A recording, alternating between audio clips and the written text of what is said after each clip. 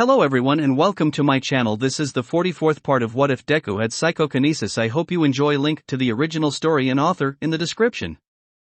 Chapter 44, Inko Midoriya, Origin Part 4. Supreme Empress, Commander of the Meta Liberation Army of the Empire of Bespin. It has been a year since I was voted as leader of this island. To date I have not told a soul how I refer to myself. Barkhead would laugh his ass off if he knew that I'd have to punish him with no sex for like a month. Which would suck, because then I wouldn't get any sex for like a month. Why was I writing this again? Things here have been good. It's almost like we're finally turning a corner. It took a few months to get an election going, and then another month to hold it. Which I won at a 60/40 split. Then the recount happened. It took almost 6 months, but I was in, and that old shit was out. The next day he was getting his shit and calling in a boat to take him to the mainland. Barkhead and I moved in, along with Bob and Musin. The freaking place is huge. No way just the two of us were going to stay there. We have our rooms and the rest of the building we didn't need got turned into a city hall. Better to do business and easier to work. Show the people, especially everyone that didn't vote for me, I was serious about this job. Some are calling it the mayor's apartment. Ha ha ha. Those people clean the bait buckets now. Also this place has aircon. Which is nice. When we moved everything out of our old homes, we finally went through Sakura's things. Collected everything and stored it away. Last time we went up there, her garden had spread. The whole hill is covered now. Over our old places and inside too. It's Sakura's hill now. Probably the only place on Bespin that's growing so beautifully. Bob got put in charge of reconstruction of buildings and heading the department into looking at just how bad the island is. Musin is getting the fleet back up and out to sea. Making sure we get fish and money flowing again. Barkhead is in charge of security and recruitment. Becoming an army meant we needed to get people trained. With the weapons we got now, and with their meta abilities. So many people just have them but never use them. It's crazy. He's really taken to the role as my second in command. He's eating up the respect. Demands it in fact. I think he gets off a little seeing people that used to mock and belittle him now bowing and saluting. Knowing he's weeding out people that aren't useful. Well, he deserves it. Mental note, but remind him that meta abilities shouldn't be the only thing considered when assigning a role to a person. This past year, after I got put in charge, it's been crazy. We wiped out any remnants of the Yakuza. People, equipment, and products. It's all gone. Things were rough for a while. So many people didn't react well to their forced detox. See, Beard is still here. And in charge of water rescues. None of us were happy about it, but the fact of the matter is this: he has the experience and the meta ability to carry out ocean rescues. No one else does. He is training some people to be able to do it too. I still can't figure him out. I confronted him once about what he was trying to do. To prove. He just said he was a hero, and that this was where he could do the most good. When I asked him what all the dead would say to that, he got pretty quiet. Then just said he's here to protect everyone he can. I thought maybe he was saying he was going to protect people from me, but when I said that, he said no, then just looked at me and seemed, I don't know, sad. On a personal note, I'm fucking fit. I've spent the past year and a half, on top of all the other shit going on, working out. Working to get my body used to F-A-gene and the kickback that happens when I use it. Body still feels shitty after I use it, especially when I use a lot of the power at once, but it's nowhere near as bad. Still haven't tried using all of it in one go, because I'm almost sure it'll break something, but I'm pretty damned close now. No one else knows about F-A-gene yet. I've thought about telling my friends, or even just telling Barkhead, but I chicken out all the time. I just can't bring myself to tell them. Barkhead got a little suspicious when I'd sneak out to run, or lift some weights. By which I mean sandbags. When he asked what was going on, I just stripped down, gave a little flex, bless my six-pack, and asked if he wanted to call me mommy, or try to make me call him daddy. He never asked about my training again. Also, if Barkhead ever finds out what "mommy please" does to me, I'm screwed. Still no sign of that two-faced killer yet. But I'm ready for them. But I still have no idea about the rest of the prophecy. Too many unknowns, and I can't risk those. I need to know more. Unfortunately, I don't think I have a lot of time left to figure it out. Pamphredo is almost gone. She got moved into the clinic, and has stayed there for the past month. Finally too weak to get up and leave on her own. Hand of death, and then the once again thing. I'm at a loss. I need to figure this out. I think if I don't, something bad will happen. Because every time death has come for me, my friends have been there. I can't lose more friends. Losing Sakura almost broke me. If I lose anyone else, I think that would kill me. Nenshuki Inko. September 23rd. Age 21. You understand why we are so concerned, don't you? Seabeard frowned, feeling his grip tighten on the chunky satellite phone as he paced around the deck of his rescue boat. It bobbed and shifted around in the waves of the open water. You mean you're concerned over the mess you made? A sudden explosion of a rebel faction is not something the government can ignore. Not when they've interfered with an ongoing investigation that is now set back years. Not when they are armed. And not when their leader, this Nenshuki you've told us about, has shown her willingness to resort to violence to get her way. Seabeard growled back, but kept his composure. You do understand what the situation was like, correct? What allowing the Abegawa Tenshukai free reign did to the people here. No one forced the people there to start taking the drugs. You let the Yakuza set up drug manufacturing here, a poor island that was in the middle of getting taken advantage of by a corporation that was beating them down. You not only let the Yakuza then fill in the power gap afterwards, but actively hampered or killed any operation that could have helped the people here. You abandoned these people, and when they realized that and decided to take care of themselves, you get mad at the people for saving themselves. Do you understand the position you're taking? Our position has been and always will be the continued protection of the citizens from threats, both known and unknown. Sometimes that means the few are asked to sacrifice for the many. Well, the few are done sacrificing. That's your opinion. These people just need to know that their government is there for them, and considering the situation that's about to happen, will be ready to step in. Seabeard didn't want to think about the situation. He had seen the mounting evidence, both sent to him and with his own eyes. It was heartbreaking.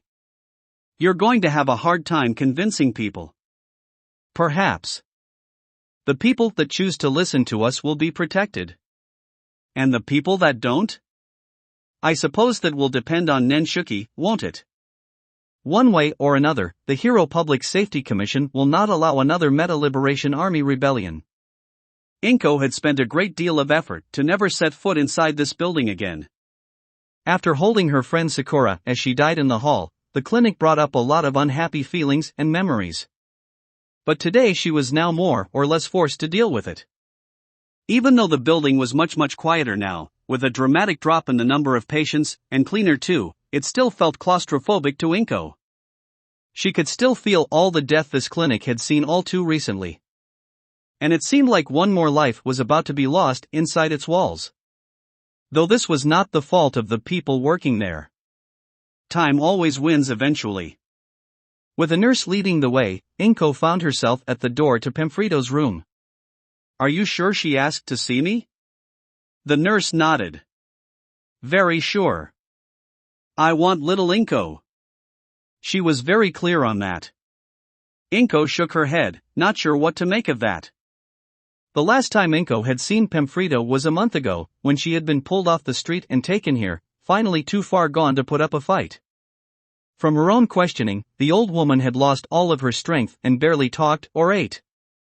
For drips kept her from starving, but those only did so much. Pamphredo was dying, and according to the local doctor Inko had spoken to when she arrived, everyone seemed to think she was going to die in a matter of hours. Walking inside, Inko closed the door behind her so that she and the old woman could have some privacy. It took Inko a few solid seconds to realize the old woman in the bed was actually Pemfredo, because the nurses had actually spent the time to help clean and groom the old woman. Her hair wasn't a tangled mess anymore but washed, brushed and cut. Her skin was still ghastly pale but wasn't caked in dirt and sand. It also looked like someone had used some lotion on her. Her skin didn't look as dry now. She looked peaceful. It was weird. So here Inko was, alone in a room with a woman that used to freak her out as a child and after apparently telling her fortune now freaked her out as an adult. Sighing, Inko ran her fingers through her hair. Even if Pemfredo had asked to see her, she was asleep now. It wasn't like she could just go over and wake her up. Assuming she even could wake her up. What am I even doing here? Why'd she even want to talk to me? Dying, dear. Not deaf.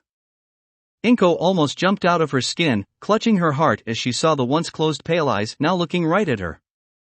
Weren't you asleep? Just resting my eyes, dear. Getting in some practice before I doze off for real this time. Those pale eyes glinted with a mischievous light. That is, if you think I'm fool enough to believe those nurses and that doctor. I still have plenty of fight left in me. Just listening to her, Inko was almost convinced. But there was no denying just how weak she looked. Why'd you want to see me? Sit. Don't make me have to work to talk to you and hear you. Pemfredo motioned weakly to a chair near the side of her bed, and do I need a reason? Sitting down, Inko shrugged. I don't know. You tell me. Pemfredo smirked. You've gotten snippy in your old age. Inko huffed. Not old. Oh yes, you are.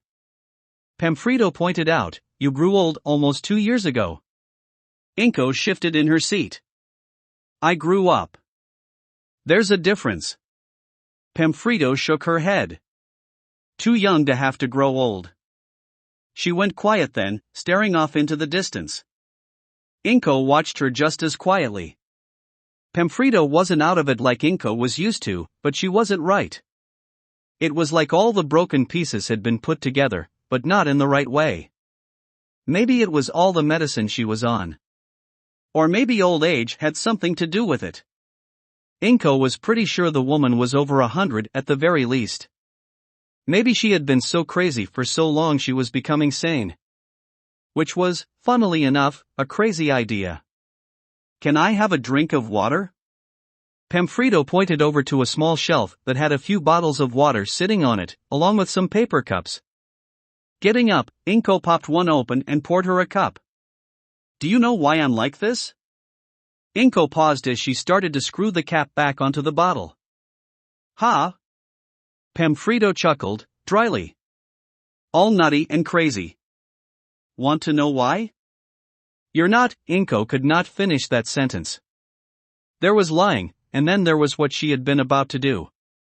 Pemfredo laughed. Don't have the gall to say it, Inko shrugged. Well, do you? Is this why you wanted to talk to me? Maybe. Partly. Some, Pemfredo rambled. It's all connected, and I think I'm ready to tell the tale. Though it's a very short tale. And you want to tell me? Pemfredo smiled. Well, it has to be you. You're the last person I ever saw. I haven't seen anyone else since you. Inko wasn't sure what to make of that. Last person she had seen? What the hell did that mean? How am I the last person you've seen? You see people all the time. Hell, I bet you saw the doctor today. Pemfredo shook her head. There's a difference between seeing and seeing, girl. Right. Eyeing Inko, her pale eyes getting a little hard, Pemfredo puffed out an exasperated sigh. I hope our new mayor isn't so stupid to forget. Oi, Inko snapped in annoyance. Pemfredo just rolled her eyes. Oh, don't go looking all offended. Just because you have half the people here falling in step with you, doesn't mean I'm going to. You're a little too young to take that tone with me. I thought I was old. Oh, you are, but compared to me, you're still just little Inko. Inko groaned, rubbing her brow. What was she doing here again? Do you really not remember?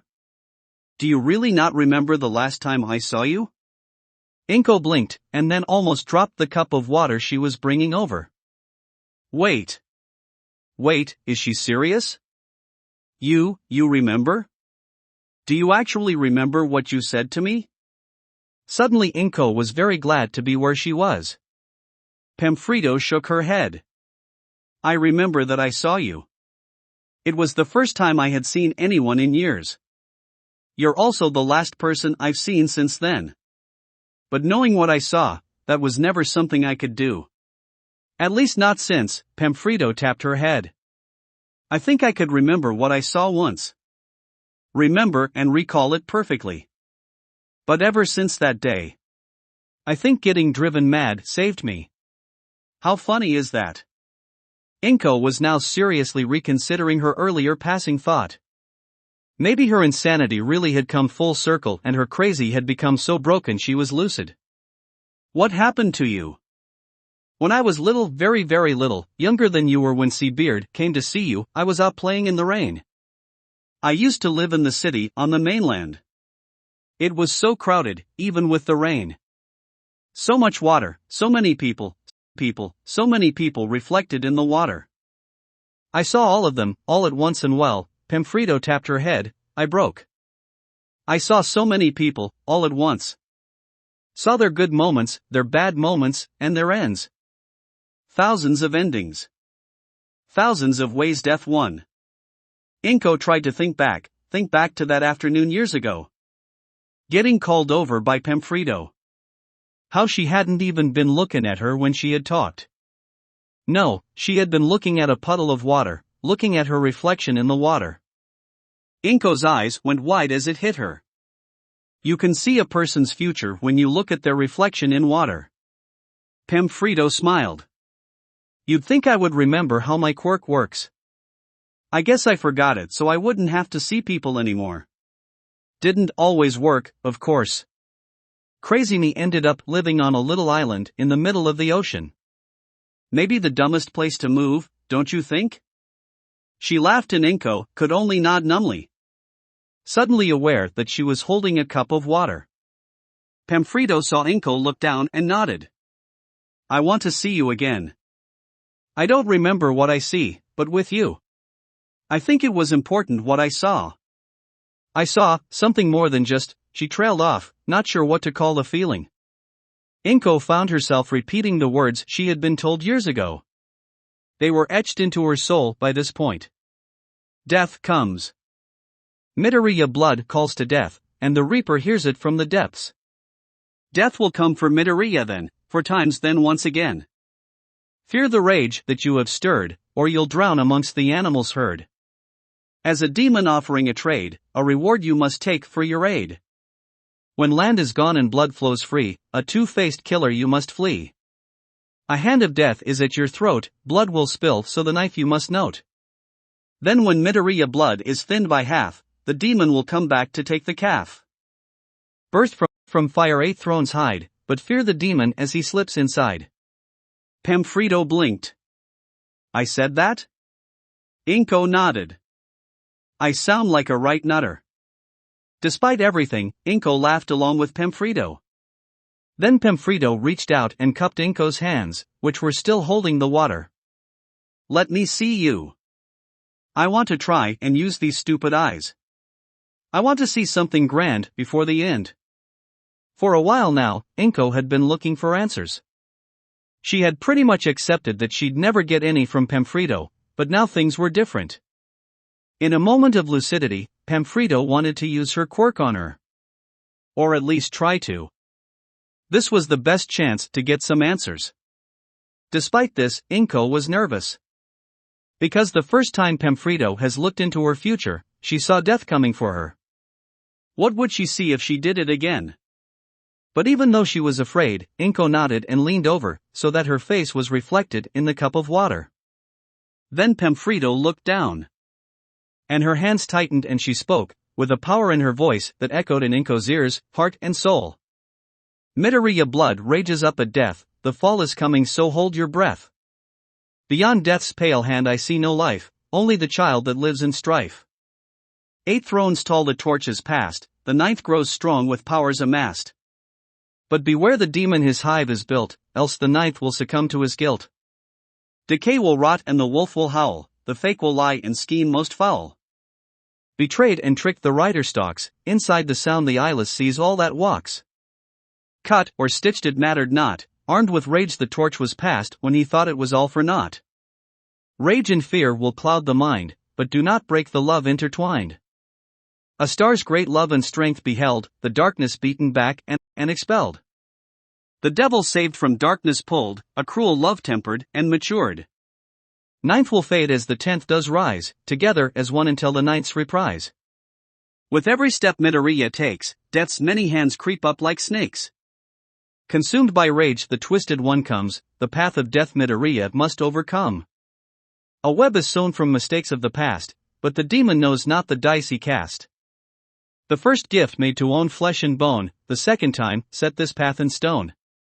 Inko held her breath as Pamphredo finished. That hadn't been at all what she had expected. Maybe the pale hand was connected to the hand of death from the first time, but everything else was insanely different. This was even more insane than the last time. 9th and 10th? 8 thrones, a star, and now a devil? None of it made any sense at all. Inko repeated the words perfectly in her head again.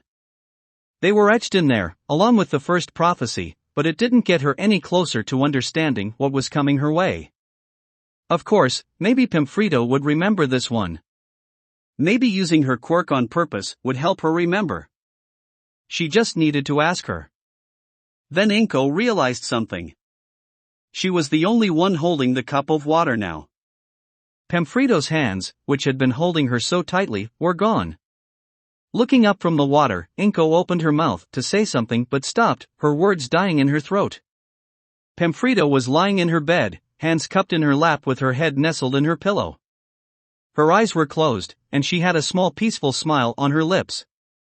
Inko didn't even need to check her to know, Pamphredo's own words before now echoed in her head just like the prophecies. Let me see you. I want to try and use these stupid eyes. I want to see something grand before the end. The end, huh? Inko whispered as she brushed some strands of hair off the old woman's face. Do me a favor, if you see Sakura on the other side. Let her know we all miss her. Inko let the nurses know that Pamphredo had passed, and after making sure she would be taken care of, she left the clinic and found a place to sit and think. She needed to lay it all out. Which would take time. Nenshuki? Which it seemed she didn't have. Looking up, Inko saw Muzan walking over to her. Hey! You alright? How did your visit with Pamphredo go? It sounded like she didn't have much time left. Inko sighed. She's gone. We talked and then she passed away. Muzan closed her eyes, not really sure what to say. It wasn't like they had been close to the old lady, but she had always been there. As old as the island itself. It was peaceful at least, Inko added. At least she wasn't alone in her final moments, Muzan added calmly. Did you get any answers from her? Like about the, you know? Muzan wasn't sure if saying the word out loud was a good idea. Inko shook her head. No. Honestly, I have more questions than answers now, but she did try in her own way. She was almost lucid. Not sane, but something else.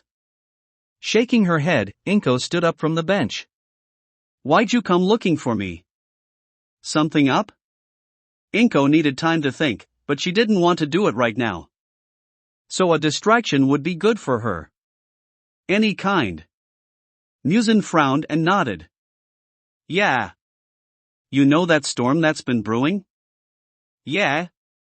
The one that some people thought was strong enough to twist all the way around and smack into Alaska, right?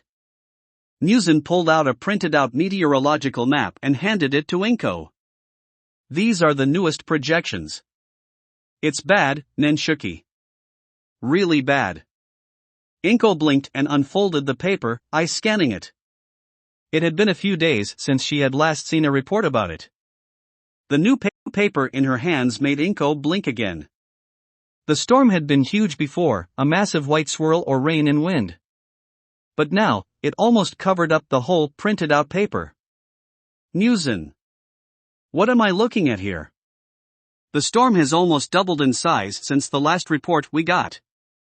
Nenshuki, it's over 2,500 kilometers wide. Wah! That's about half the size of the continental United States. Fuck. Wind speeds are also through the roof. 370 kilometers per hour. The JMA might have to come up with a whole new rating on their scale because violent typhoon doesn't really cut it here anymore.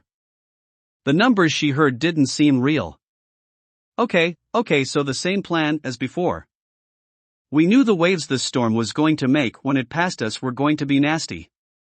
Move all boats to the far side of the island and get people off the shoreline when this thing blows on, by, what? Newsen shook her head and pointed at a dotted line on the paper. The projected path isn't the same anymore. Look, it's not going to miss us. It's going to slam right into us. Fucking hell, we had a couple of weeks before it was going to hit, but... What? Newsen, what? We don't have weeks. We have days. It's so strong now, and so big, it's eating away the distance. Days? 3 at most. Inko wanted to sit down, her legs almost gave out right then and there, but she stood firm. She was the leader here, and damn it, she was not going to panic. Get the word out. The island is having an emergency town hall. We need to get a plan together now. Nail down anything that we can't move to the far side of the island. Get Bob to start building shelters ASAP. Don't worry about comfort, we need strength. Strong enough and high enough so we don't drown. If we get everyone working now, we should be good. Inko was in her zone now. Taking control and making plans to do what she could.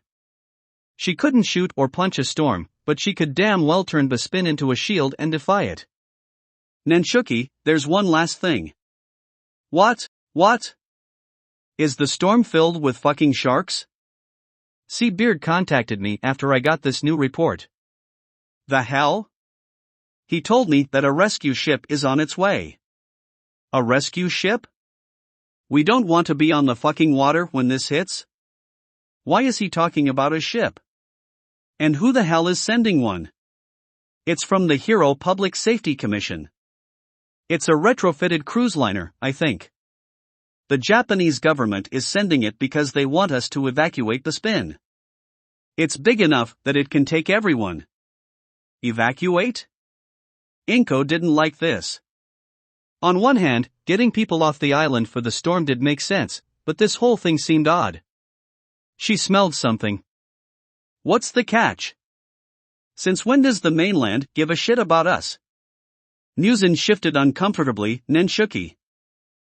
Beard and the HPSC, they think Bespin is lost. It's not just an evacuation. It's a relocation. They think the storm is going to destroy the island. It was early morning of the next day and Inko glared at the huge ship that was now anchored off the shore. It really had been a cruise ship, like Newsen had thought. The size of it was a little shocking. No one on the island had ever seen a sea vehicle so big. It could easily carry the whole population and have room to spare. While the ship was way too huge to pull into the island's docks, it had instead begun to send out bright orange lifeboats that were now filling every dockport. Made easy since all the other boats had been moved to the far side of the island for safety. Drumming her fingers on the side of her rifle, Inko, along with any other villager that stopped to look, was a little surprised to see robots emerge from the boats and begin setting up ramps to get people on board. Knowing that the mainland had some advanced technology was one thing. Seeing it was another. Nenshuki? Inko pulled out her walkie-talkie. Yeah, Newsen? Inko had sent Newsen with some binoculars to get a better view of the ship, to see exactly who was on once the first robot had emerged. See any actual people? No. It looks like the ship is totally automated. That was really weird, Inko thought. Though at the same time, maybe they just didn't want people close to the storm. It was still a couple of days away, but the sky was covered in dark clouds just waiting to start pouring rain, and the ocean was getting rough. Waves battered and broke against the island. It already felt like Bespin was in a storm, and the freaking storm wasn't even there yet. There's something else though. Yeah? I see a helicopter. Wait, really? What the hell is going on? Inko could smell something rotten. Something was up. Why would there be a helicopter too? If someone wanted to be here, why not ride the freaking luxury ship? Unless being separate from everyone was the point. Everything about this was just weird, so Inko needed to go see just what the game was. Where could a helicopter land here? The village square. With all the food stalls broken down, it's large enough and flat too. Inko blinked. You pulled that idea out pretty quickly, Musen. It just made sense. Also, see, Beard is there. Looks like he's waiting for someone. Over the now drumming beat of the helicopter blades and the kicked-up wind it created as it came in for a landing, Inko advanced up to see Beard, pushing through a crowd of people working to get the site secure while trying to ignore the sudden strange event. There also had to be the island's whole host of children that had come to gawk in wonder at the sight. They had all been told to avoid the docks because of the heavy waves starting to break. No one wanted to find out their child had been washed away, so the fact that all the kids were here meant they hadn't heard about the cruise liner manned by little green robots yet. You want to tell me what the hell is going on here? Seabeard turned and looked at Inko, eyes drifting to the rifle that hung over her shoulder. Nenshuki, you shouldn't have that right now. You shouldn't be here right now. Inko frowned deeply. I'm the fucking mayor here. Meaning things like surprise visitors should be at the top of things I should be told about. Want to tell me why the hell you decided to keep this from me? Seabeard frowned, glancing back towards the landed helicopter. Inko could see he was uneasy, which was not a look she was used to seeing from him. It put her a little on guard. Because I only just learned about it. Inko looked back at the helicopter. It was a luxury model, she could see that at the very least. She could smell the money wafting off it. So who's the important douche that decided to fly in? The president of the Hero Public Safety Commission. What the fuck? As if on cue, a small robot, pretty much like the ones operating the boats, rolled out of the pilot's seat and made its way to the side door. With the door open, they could see a man with light hair, parted down the middle, and a narrow nose topped with a pair of square horn-rimmed glasses. He wore a black suit that didn't look like it belonged on the island in any way, shape, or form, and he carried a small black briefcase. Overall, he stood out like a sore thumb. Inko, despite the alarming situation that a man as powerful as this had just decided to make an unannounced visit, decided to be a little petty and snidely sniped at Seabeard. Not important enough to even get told the boss is coming for dinner, huh? Seabeard turned and glared at Inko, a strange fire in his eyes. Nenshuki, you need to do yourself a huge favor and take this seriously. Oh, and why's that? I don't have time to worry about some self-important jackass. I have more important things to take care of. Like making sure Bespin makes it through this. He's here because of you, Nenshuki. You got involved in an ongoing investigation that was years in the making. You royally fucked over multiple government agencies while wearing, Seabeard angrily tugged at the red band on Inko's arm, the symbols of a group that the government officially recognizes as a terrorist organization. I don't think you realize just how fucked you are. Right, I'm quaking in my boots because some suit decided to make an appearance. This is my home, these are my people, and I'll be damned if I'm intimidated here. So this shithead can just hop back onto his copter and fly the fuck out. Then, behind the president, someone else poked her head out of the open door. Dark blue and bright pink hair tied into a ponytail was the very first thing that Inko noticed. Then she saw. When land is gone and blood flow. Look! It's a hero. Oh wow! She must be a hero, she's dressed funny. I've never seen another hero before. Children rushed past Inko, jostling her out of her thoughts as they rushed towards the helicopter. Shaking her head with a sigh, Inko supposed she couldn't blame the kids. When the only hero you've ever known is a salty old man, anything new would cause some excitement. Speaking of new, Inko thought to herself as she sized up the girl that had stepped out of the helicopter. New was a very accurate word. Because looking at this crazy-haired character, it was painfully obvious that she was young. Stupidly young. Younger than Inko by a few years at least. The hell? Is this kid even out of high school yet? The costume she wore looked rugged though, even if it was a simple dark bodysuit. Something that was supposed to hold up to some action. Around her waist, she wore a belt that had little pouches. In each one was a strange twisted-up cylinder that oddly enough were the same colors as her hair, some more blue, or some more pink. They looked like some kind of twisted-up hard candy. Over her right eye, she had some kind of lens, shaped like a bolt of lightning, giving her a little flourish to her overall look. When the kids all ran up, this young hero smiled brightly and waved at them. God, she's a fucking kid herself. Look at her. Still she was getting some giggles and laughs from the kids, and given the serious and scary situation the island was in, Inko supposed it was alright. The kids needed a break. So let the pipsqueak play with the kids, Inko was going to deal with the suit. Striding forward, she was aware of the alarmed growl from Seabeard as he rushed after her. The hell are you doing? Saying hello. For fuck's sakes, Nenshuki. The children beamed brightly as they crowded around the young hero. Excitement and curiosity overriding any stranger danger lessons they might have been taught. After all, this was a hero. There was no danger here. Can you fly? What's your quirk? Your hair is pretty. What's your name? The hero laughed and patted a few kids on the head. Smiling at them, she struck a pose. I'm Lady Nagant. Japan's newest greatest hero. Wha. While Lady Nagant soaked up the children's attention, the president stayed off to the side, nodding in approval. Though his demeanor stiffened when Inko pushed through the crowd and began to walk up to them. While aware of her, Inko wearing her old green uniform and carrying her rifle on her shoulder made it hard to miss her. As Inko got closer, she noticed that the young hero, Lady Nagant, was watching her. She was armed and approaching a pretty important person, so that made sense. The president, though, was not able to hide the disdain he had. And it wasn't because of the gun.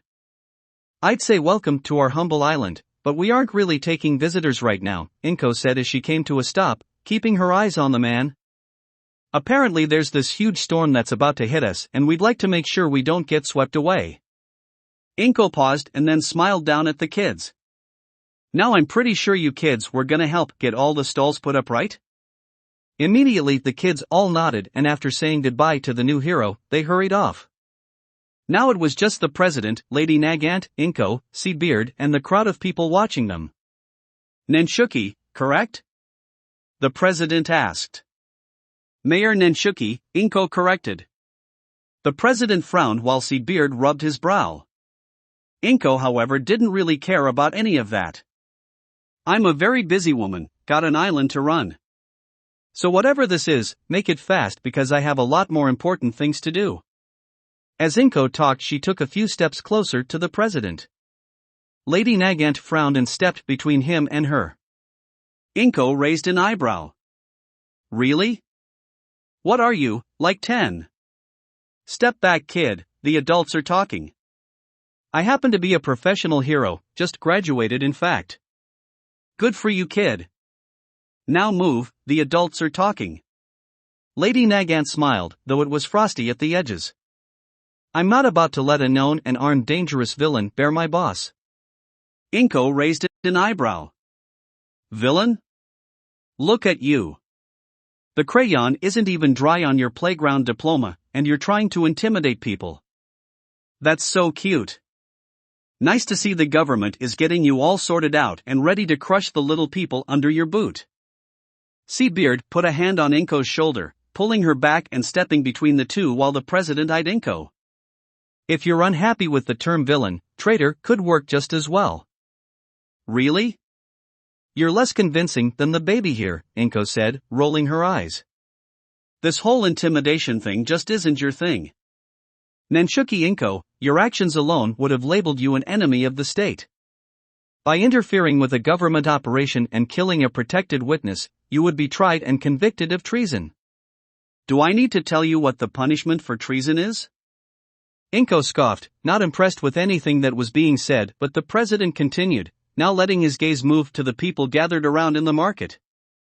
But you did something even worse. You reformed a terrorist organization with the populace of this island, making them all traitors. Inko narrowed her eyes. It wouldn't take much to call in the military and fly a bomber over this place. You understand that, right? Inko's hand moved to the gun's trigger. Lady Nagant's arm twitched, but Seabeard grabbed Inko's arm and shot the president a look. We had an agreement, didn't we? This right here isn't part of that. The president nodded. Just making sure the young woman understands where she stands. Metaphorically, and he popped open a briefcase and pulled out a stuffed manila folder, literally. While keeping an eye on Lady Nagant, Inko plucked the folder out of the president's hand and opened it up. And what is all this? Confiscated records from the Alderaan Mining and Refining Corporation, of which I believe you have a history with. The whole island has a history with them, Inko grumbled as she flipped through the papers. And again, what is all this? Detailed records of the company's unpublished mining operations. Unpublished? A mining corporation must keep detailed records of their operations, to ensure that proper safety regulations are being followed. And to make sure their planned operations can be carried out. It also includes geographic maps of the island and where miners can and cannot dig. Their published and doctored records show they didn't do everything by the book. These originals paint a very different picture. Inko wasn't surprised the Alderaan Mining and Refining Corporation wasn't doing things right. She had seen it with her own eyes. But why was she being given documented evidence? While I'm happy to see my suspicions were right, and the company was a twisted pile of crap, what is this supposed to tell me? A while ago, I had experts study exactly what had been done to this island after Alderaan's illegal mining activities. They all said the same thing. The damage done to the foundations of the island is so great, it's no longer sound. Inko scanned through the papers as the president kept talking. I've been sent reports on the constant landmass loss Bespin has suffered. Over the years, chunks of this island have broken off and fallen into the ocean, filling the voids that had been dug out. And that was without the help of a massive storm. What exactly are you trying to say? That Bespin Island will not survive being hit by this storm. All the preparations you are trying to complete won't do you any good. Our experts say this island will collapse in on itself. Inko frowned. Islands don't just do that. Seabeard looked over at Inko sadly. They do when they've had their core ripped out. Look at the documents. Alderaan hollowed out the island way worse than anyone could have imagined. We're rebuilding. This past year Bespin has made real progress towards. Nanshuki, look out there. Look. Seabeard pointed out towards the island, up to the forest and mountain. Everything is dead. Nothing grows here anymore. The damage that was done was too great. Bespin is a corpse. Your home is dead, and staying here will kill its people too, the president continued. That is why the HPSC has come. To evacuate all of you off and relocate you back to mainland Japan. At no point have you all ever cared about the people here, Inko pointed out angrily, and now you're here? What's the catch? Because you just fucking threatened us not 2 minutes ago. Simple, I'm dealing with a potential problem before it grows too big. The original Meta Liberation Army started out just like this. A group of people left unattended for too long, growing bitter and following a charismatic but dangerous leader. However, the methods used to defeat them wouldn't work cleanly here. If suddenly a whole island's population just disappeared, well then there would be questions. And if we just left you all to die, again, too many questions. The president reached into the briefcase again and pulled out a folded-up document. This is a copy of an agreement reached within the HPSC. Anyone that agrees to evacuate and be relocated to Japan will receive a full pardon, as long as they immediately cease and terminate any and all contact with rebellious elements. The automated drones will already be spreading the word now that the boats have landed. This is a one-time deal that even includes you. The easiest and quickest solution. Inko frowned. Cease contact? To be frank, the people here will be spread out so that contact will be all but impossible. And if we tell you to take your deal and shove it? The president looked at Inko coldly. Then on your head, the consequences. The ship will be here until nightfall. It's as long as we can safely remain. Anyone left off the ship when we leave will have to weather the storm. So the ship is a trap, Hisashi said with confidence. I've been monitoring some news on the radio. They are talking about the rescue efforts. If it was a trap, I don't think the government would want the news to know, Muzan countered. After the talk, Inko had immediately called her friends back to the mayor's apartment to discuss what they were going to do. She knew they needed to get out ahead of this, as word of the evacuation ship and why it was here was spreading fast. While people weren't panicking yet, it wouldn't take much for there to be an issue. Fortunately, so far, cooler heads were prevailing in keeping people focused on shoring up the island and getting ready for the storm. I mean, Hisashi said, let's make one thing perfectly clear here. No one is getting on that ship. You try to give that order and you'll be in a world of hurt, Muzan grumbled. Hisashi lifted his arms up, like he wanted whoever was stupid enough to challenge his word to step forward. Really? And who's going to challenge me on this? How about me, you jackass? Muzan growled, getting to her feet. Biruta stepped between the two. Easy. We're all wound up pretty tight. Let's just take a second to breathe. Hisashi sneered. When did you become a fucking coward, Muzan? Go fuck yourself, you. Enough. Inko slammed a hand down on her desk to drive home her point. We are not doing this. Muzan, calm down. Barkhead, watch it. You know damn well Muzan isn't a coward. With that cleared up, Inko addressed the subject. If people want to leave, we aren't going to hold them here against their will. It's not going to happen. Biruta frowned. If we lose too many though, we might not have the manpower to secure the island in time. Then we're going to have to narrow our focus. Infrastructure will need to be the priority. Hisashi shook his head. So you want us to tell people that they need to stop trying to save their homes? They're not going to like that.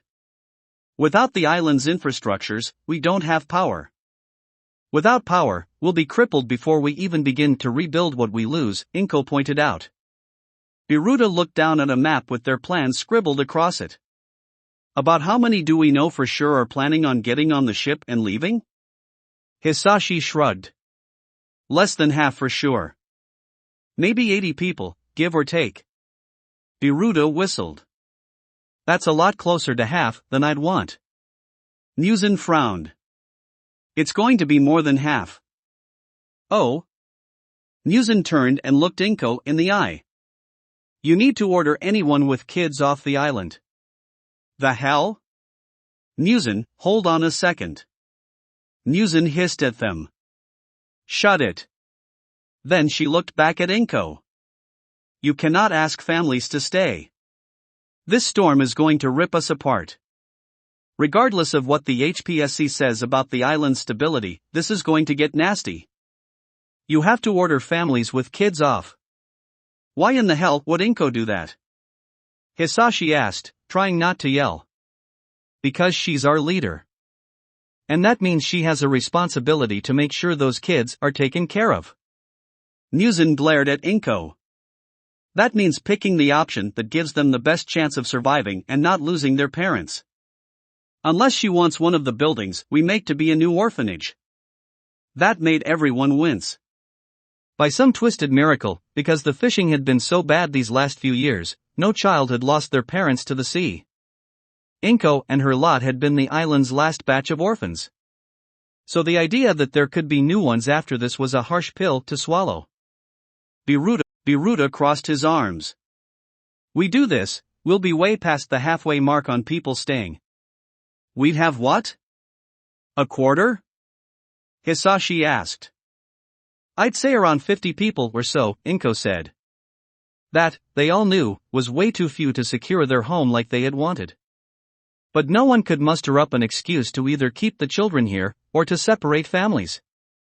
Muzan, Inko said finally, get the word out. Families are to board the boat. As for everyone else, we'll figure out what we're going to do. Lady Nagant laughed as she piggybacked a kid from the dock to one of the waiting lifeboats. And here we are. With a little spin, she moved the child off her back and into the arms of their family. Waving goodbye, Lady Nagant strolled back off the dock and over towards the president, who was watching the operation with a passing interest. These people, the ones taking the deal and leaving, were not the group he was thinking about. Surprised so many people are taking the deal? Lady Nagant asked as she stood off to his side. Larger than I anticipated, but it's still easily handled. Lady Nagant nodded. Wasn't expecting her to order people off. That's something you expect from an actual leader. Not the head of a terrorist organization. The president pulled his glasses off and cleaned them with a small cloth in his top pocket. It's what makes her dangerous. Destro wasn't some madman. There was a reason he was able to amass such a following. If left to her own devices, this Nenshuki could very well repeat that feat. Crossing her arms, Lady Nagant looked away from the docks towards the town, at a group of people not packing up to leave, but working to secure the small market center. At least this makes things easier for me. Seabeard has sent out a message to everyone that hasn't agreed yet to meet with him this evening just before the ship is scheduled to disembark. I suppose the old man wants to try one last time to save all that he can. The group will be meeting at the town hall. Understood. Dark clouds made the sky an unnerving dark green. Flashes of lightning ripped through the sky, followed by the crack of thunder. The wind had picked up in the last few hours and waves crashed against the shore. It was still early in the evening, but the storm sapped away any remaining light from the sun, blanketing the island in an early dark. Rain had started to fall earlier in the day, soaking the ground while people went to and from. As it got late, the rain fell harder. The sky was opening up, and a torrent of water was unleashed. The worsening weather was the perfect match for Inko's foul mood. Seabeard's sudden town hall meeting irked her to no end. People had shit to do, and they could not afford the distraction. He did make it seem pretty urgent. Talking about safety and everything, Muzan said as she, Biruta and Hisashi walked beside Inko down the road, huddled under umbrellas or hiding inside rain ponchos. Keeping close to buildings for some protection from the rain. When the rescue expert wants to talk about safety, even if you don't like him, you kinda have to listen, Biruta offered. Explains why everyone left decided to go. Inko looked over towards the gathering crowd in the town hall before shaking her head. He doesn't just get to pull this shit. People are already on edge. They need to be doing something to distract them. Keeping them all cooped up in a room is going to cause issues. A lot of people in there are pissed that so many people left, Hisashi noted. Muzan frowned. We did the right thing. And you know it. Hisashi grumbled but didn't argue the point. Biruta sighed. We better get in there and make sure people don't start rioting or something. I heard a few people on the street earlier say they should be dragging some people back. Oh, good. Because that's just what we need. Muzan shook her head, an angry mob storming the lifeboats to drag people back. I want you three to get in there and make sure no one does anything stupid, Inko ordered. I'm going to go find Seabeard and figure out what his game is. Before the three left the limited protection of the building and stepped into the downpour, Inko called out to them. You know, they turned, the boats are still boarding. There are a few left if, she didn't want her friends to leave, but she'd be selfish if she didn't make sure they knew. If they wanted to leave and have a fresh start, they could. And she wouldn't blame them. Biruta waved her off. Yeah, I'll pass. If things are gonna be as bad as we think they'll be, you'll need me to help rebuild this shithole. Muzan smirked. We've been with you from the start. We aren't leaving you now. I mean, I'm your husband. What kind of shit would I have to be, to abandon you? Hisashi said with a goofy grin. In the time it took Inko to make it to see Beard's place, the weather had taken a turn for the worse. Bespin was now getting battered with rain, wind, and the stirred-up ocean.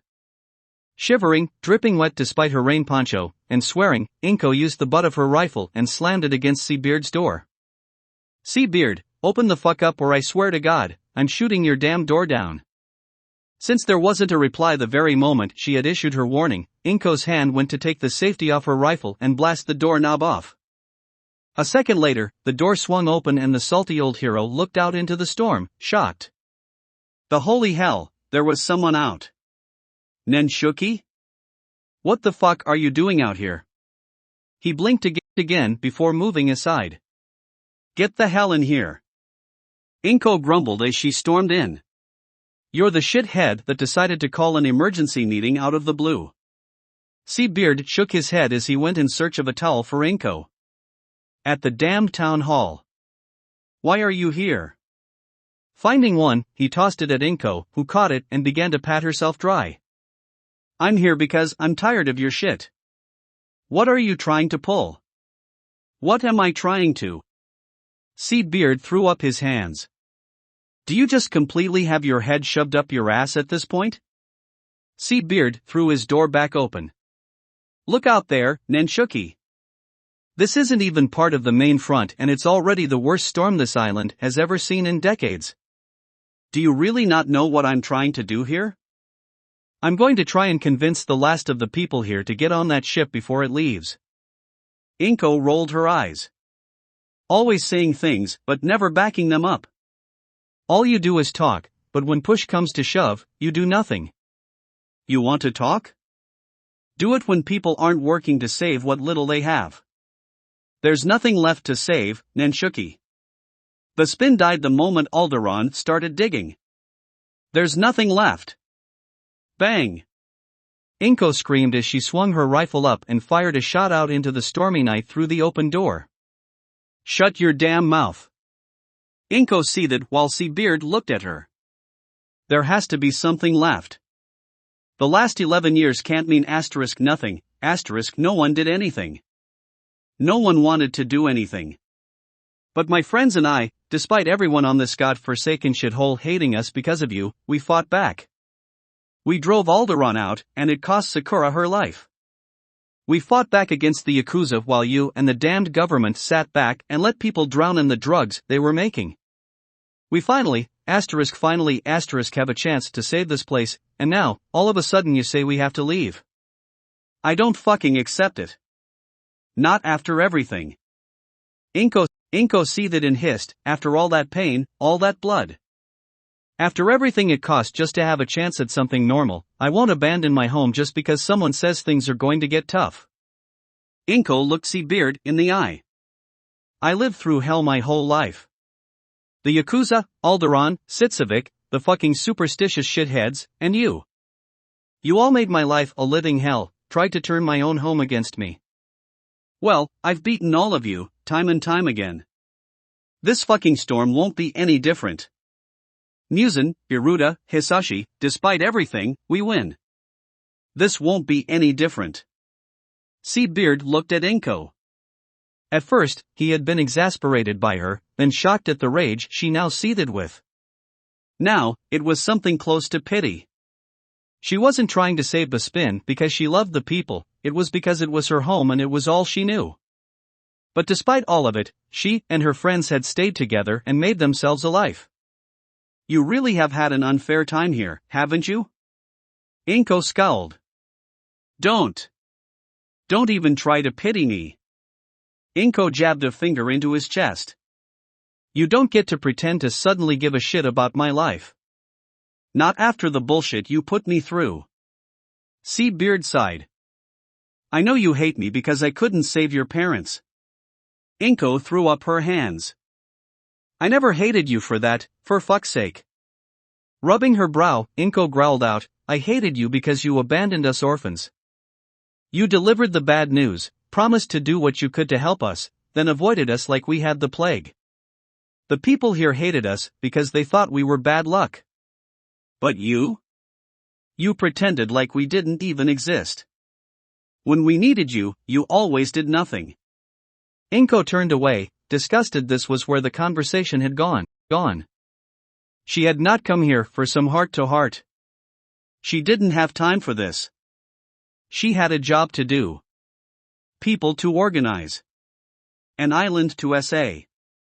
It takes a stronger man than me to face the real-life consequences of his failures. What the fuck did he just say? Inko turned back around, and was more than a little startled to see the old man, now looking his age. He seemed sunken in. It was a disturbing change. What the hell does that even mean? Beard walked over to a small drawer and pulled out a weathered old pipe. Pulling out some clumps of tobacco, he stuffed them in and lit it. I'm almost 90 years old, Nenshuki. I've saved a lot of people in those years. But I've also lost people too. Used to do a lot of work with the Coast Guard off mainland Japan in my younger years. Didn't come to Bespin until I was already at retirement age. But I felt I still had more to give. Didn't realize that failing to save people here came with an added cost. With his pipe now stuck in his mouth, he pulled out some rolling paper and quickly rolled Inko a cigarette. She looked at him funnily, but took the smoke all the same. God knew she needed it. Taking a lighter, Inko sucked in a lungful of the sweet smoke and asked, and what was the added cost? You. The fuck does that mean? Puffing out some smoke, Beard leaned against a wall. When I was younger, and a sea rescue went south. It sucked.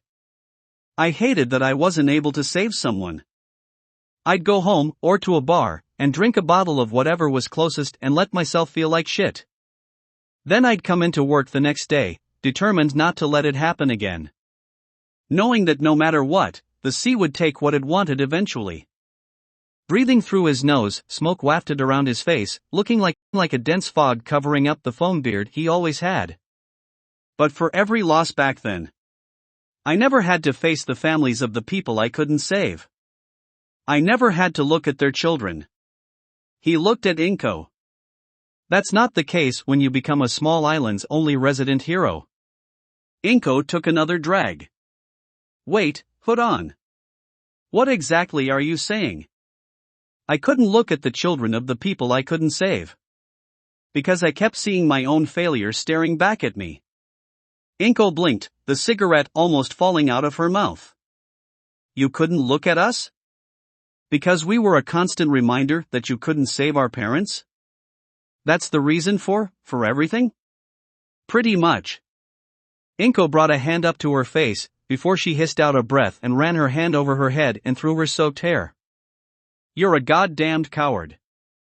I know. After years of wondering why this hero had seemingly abandoned the children of parents he hadn't been able to save. Years wondering what could make someone so heartless. To finally have the answer, that it was a man's own cowardice and fear at facing his own guilt in the eyes of those children. Inko wasn't sure what to feel. Years of anger and rage, legitimate hate she had felt that had kept her up at night when she was younger. Crying herself to sleep because she was pushed aside and forgotten. All that and more, and only to now be here. Inko wasn't sure what she felt. Pity? Anger? Hate? Remorse? It took Inko a few tries to finally get the right word. Tired. She just felt tired. She took another long drag of the cigarette. This is some good stuff right here.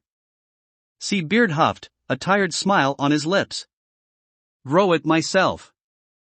Ha, never knew that. Sakura would have gotten a kick out of that, I think. With the truth out in the open, neither person really knew what to say. So they stood and smoked.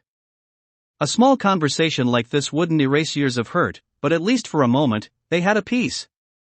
Say what you want to everyone. But no one else is going to get on that ship. Too stubborn, like me I guess. I say we can save our home and they believe it. I won't lie to them about that. But, do what you want before you get on the boat. Beard puffed at his pipe, savoring it. I'm not leaving. Inko blinked. Eh? Well, that didn't make any sense. Hold on. You're the one making a huge deal about people needing to leave. And you're not leaving? When Beard spoke next, there was a calmness to him that put Inko off. He was at peace, when really, he shouldn't be. I've known for a long time now that I'm going to die here. The fuck? And it's not going to be a peaceful death either. Inko pulled the cigarette from her mouth and gave it a sniff, making sure there wasn't some weed mixed in. How the holy fuck could you know that? What pesticides have you got soaked into your stash, old man? Beard laughed, and despite just saying he knew he was going to die, just continued to smoke. The day I moved to this island, Pamfredo saw it. He looked at Inko knowingly. And I'd say she always knew what she was talking about when she saw something. Oh, well shit. Is that why you never left? After everything? Wait, you think the storm is going to get you? When land is gone and blood flows free, you're fated and you cannot flee. Death's great plunge you must take, ripped apart your body will break. Your final act defiance made, a road for redemption you have laid. Inko sucked in a breath, a shudder running up her spine. Those were Pamfredo's words, she had no doubt. But a cold fear gripped her heart as she whispered, when land is gone and blood flows free, a two-faced killer you must flee. Beard looked at Inko. What? Pamfredo it's part of what she saw with me.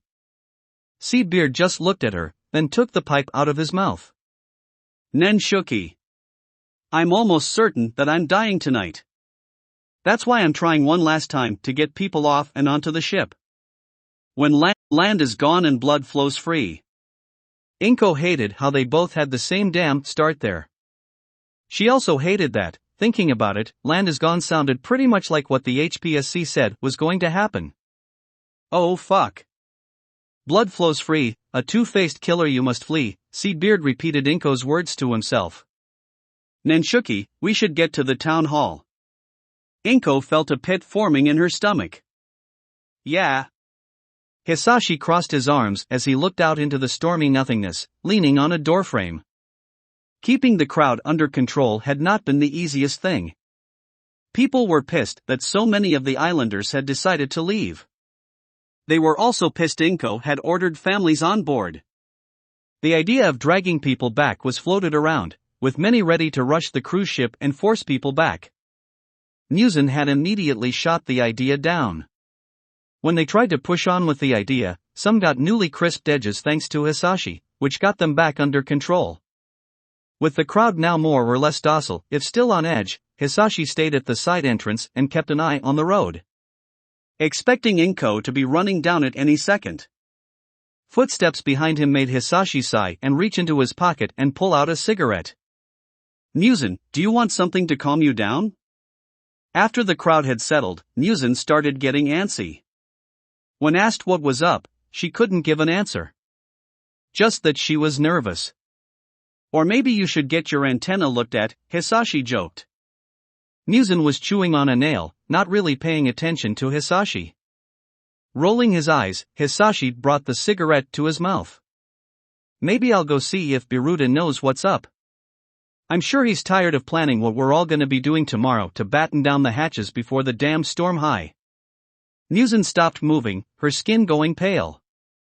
Eyes wide and panicked. She looked at Hisashi, who stopped talking at her sudden turn for the worst. Muzan always knows. The inside joke about their radio friends' supposed ESP powers. Hisashi suddenly wondered what she knew now. What had her so scared?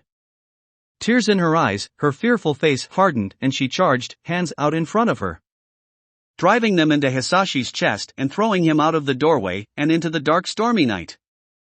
Slamming into the mud and sliding back, Hisashi wrenched his head up out of the mud, face covered, to yell at Muzan.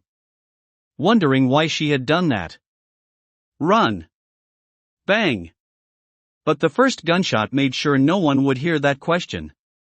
Rain continued to drench Bespin, a constant waterfall ripped out of the sky. Thunder boomed and lightning cracked overhead while gusts of wind pressed over everything. After parking Seabeard's truck in the market, Inko grunted as she now had to fight against an ankle-deep current of water that raged around her feet. Each step was a chore, a fight against the elements. And this was in the main market street. Beside her, Seabeard was struggling much less, his lower body now a swirl of foam. He looked like a genie as he floated along the water's surface, every once in a while putting a hand to Inko's back to keep her from falling. With a click of her tongue, Inko had to anchor her feet into the road to catch her breath. She had been tempted to boost herself along the water, using Fa Gene to keep her legs strong, but while she had an uneasy peace with Seabeard, she didn't want him wondering how she was suddenly unaffected by the raging current. Plus, even with all the practice she put into her second quirk, the total amount of energy she could store hadn't gone up that much.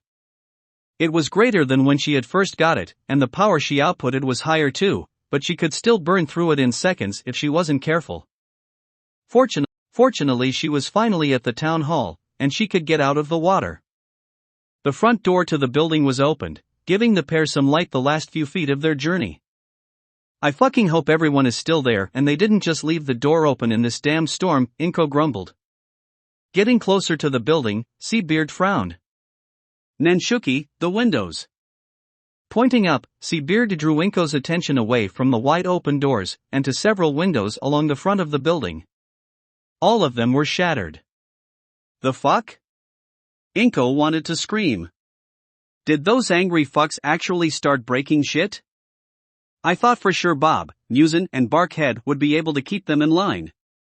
Seabeard looked at the broken windows while he stepped up onto the town hall steps.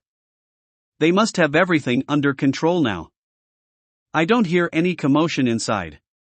Inko shook herself off, a futile attempt to make herself not soaking wet. I guess. Hopefully Barkhead didn't have to light anyone on fire. What? Inko noticed that Seabeard was still looking at the broken glass. Made from old glass, the large shards sticking out of the frame like clear daggers. I'll get someone to knock the rest of that shit out and board up everything. What? The glass is pointing the wrong way. Inko blinked. Those shards, they're pointing into the building. Inko tore off her poncho and looked for a hanger to hang it up. So, whatever broke it, came from outside. Seabeard squinted. And it was small. Seabeard looked at some of the broken glass and could see that enough remained to give a basic idea of the size of the object that had gone through. A rock?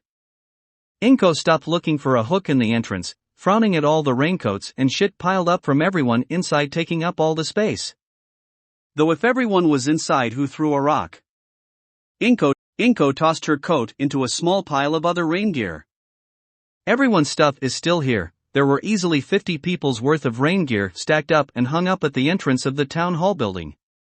Even if they weren't angry anymore. Why can't I hear anyone?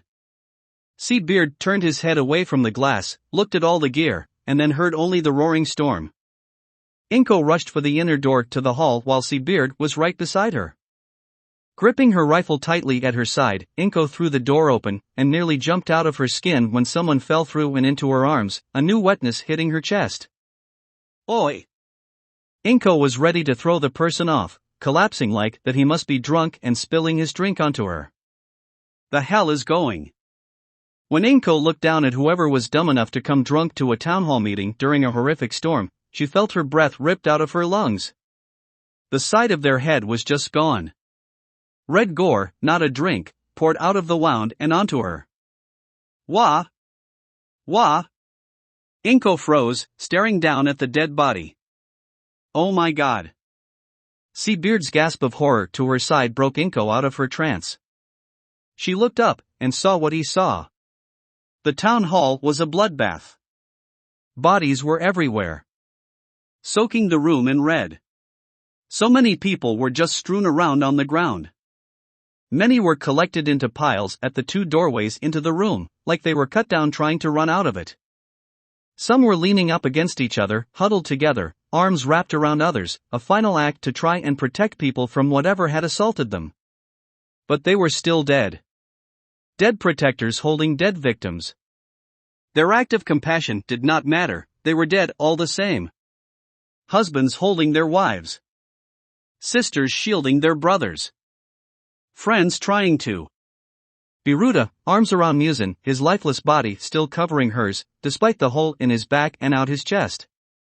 A wound that perfectly matched Muzan's, her arms tightly gripping the young man, almost soothingly. The pair clenched together near the side door.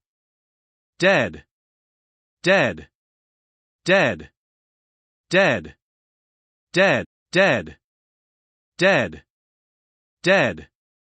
Inko fell to her knees, her soul shattered. They were dead. Everyone was dead. Her friends were dead. Everyone was dead. Killed. Murdered. Dead. Dead. Dead. Muzan. Biruta. Hisashi. Dead. Dead dead. Dead dead dead. Dead dead dead dead. Dead dead dead dead dead. Inko screamed. Utter horror and despair was expelled from her very soul as she screamed, shredding her throat and emptying her pain out into the world. She pulled at her hair, ripping strands out of her scalp, slamming her face into the floor, blooding her nose. Inko screamed and cried, wailed and wept. I see. I was wondering where you had gone. I guess this explains why Seabeard was late. At least this saves me the trouble of having to hunt you down. The voice was recognizable but not familiar but strange. Known but unknown. When land is gone and blood flows free, a two-faced killer you must flee. You? Lady Nagant walked over bodies as she entered the room, stepping on corpses without a care. Her youthful smile and innocence were gone. Only a steely gaze and cold eyes remained. It was as if Lady Nagant had become a new person. Like her very being had been replaced with someone else. The soul of a killer now rested inside her body.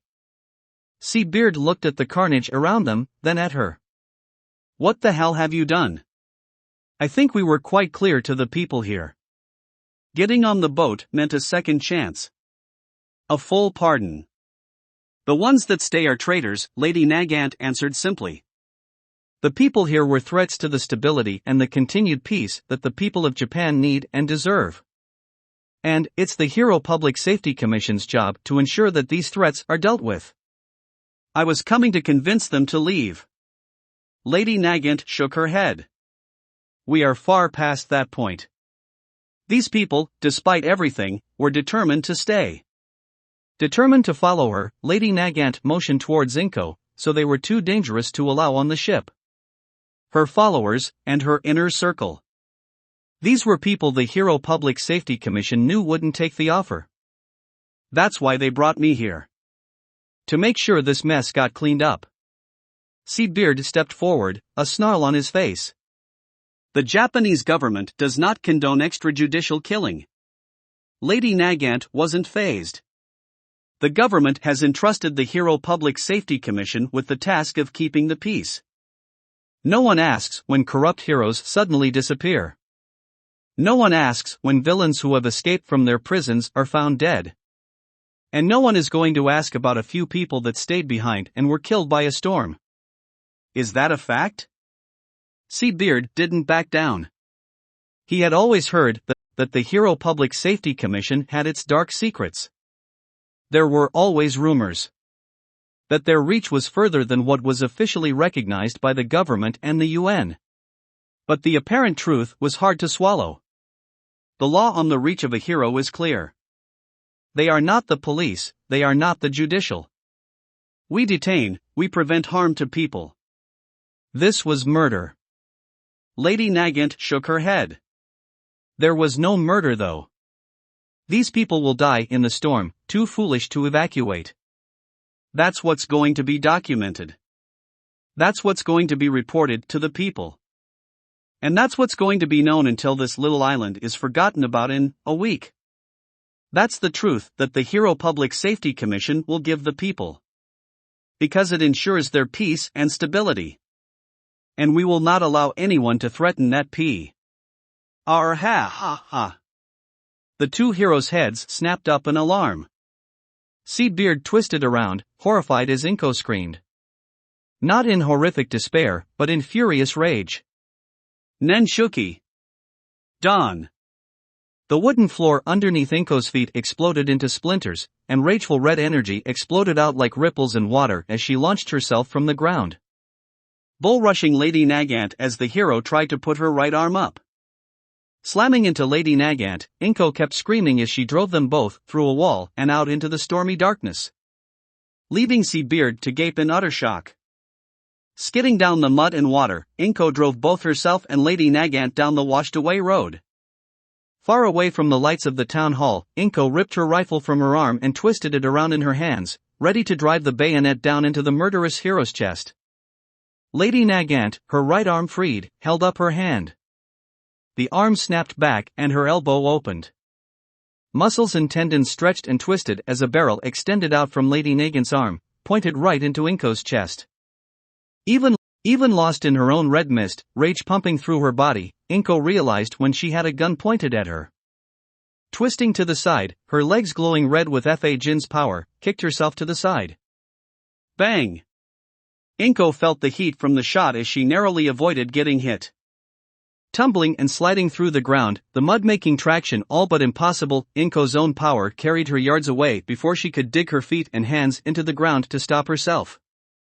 By the time she had regained control, Lady Nagant was up on one knee, her rifle quirk now fully extended, and aimed at Inko. Inko launched herself again, right through a boarded-up convenience store, smashing through the door, with more red ripples fading out into the air from the impact. Inko had her rifle up and started firing through the boarded-up windows at where Lady Nagant had been. At the same time, Lady Nagant returned fire while she scurried back. Not being able to see Lady Nagant, Inko was taking her best guesses as she fired. At least with Lady Nagant returning fire, she had a basic idea of where she was. Bang! Another shot from Lady Nagant ripped through a building and right through the wall behind Inko, the shot missing her head by a foot. Plaster and wood exploded from the bullet, covering her head. Inko slammed a new clip in and pointed her barrel right for that new entry hole. Her finger was pulling the trigger when another shot from Lady Nagant ripped through the building, but from the wall to her right, not from the front.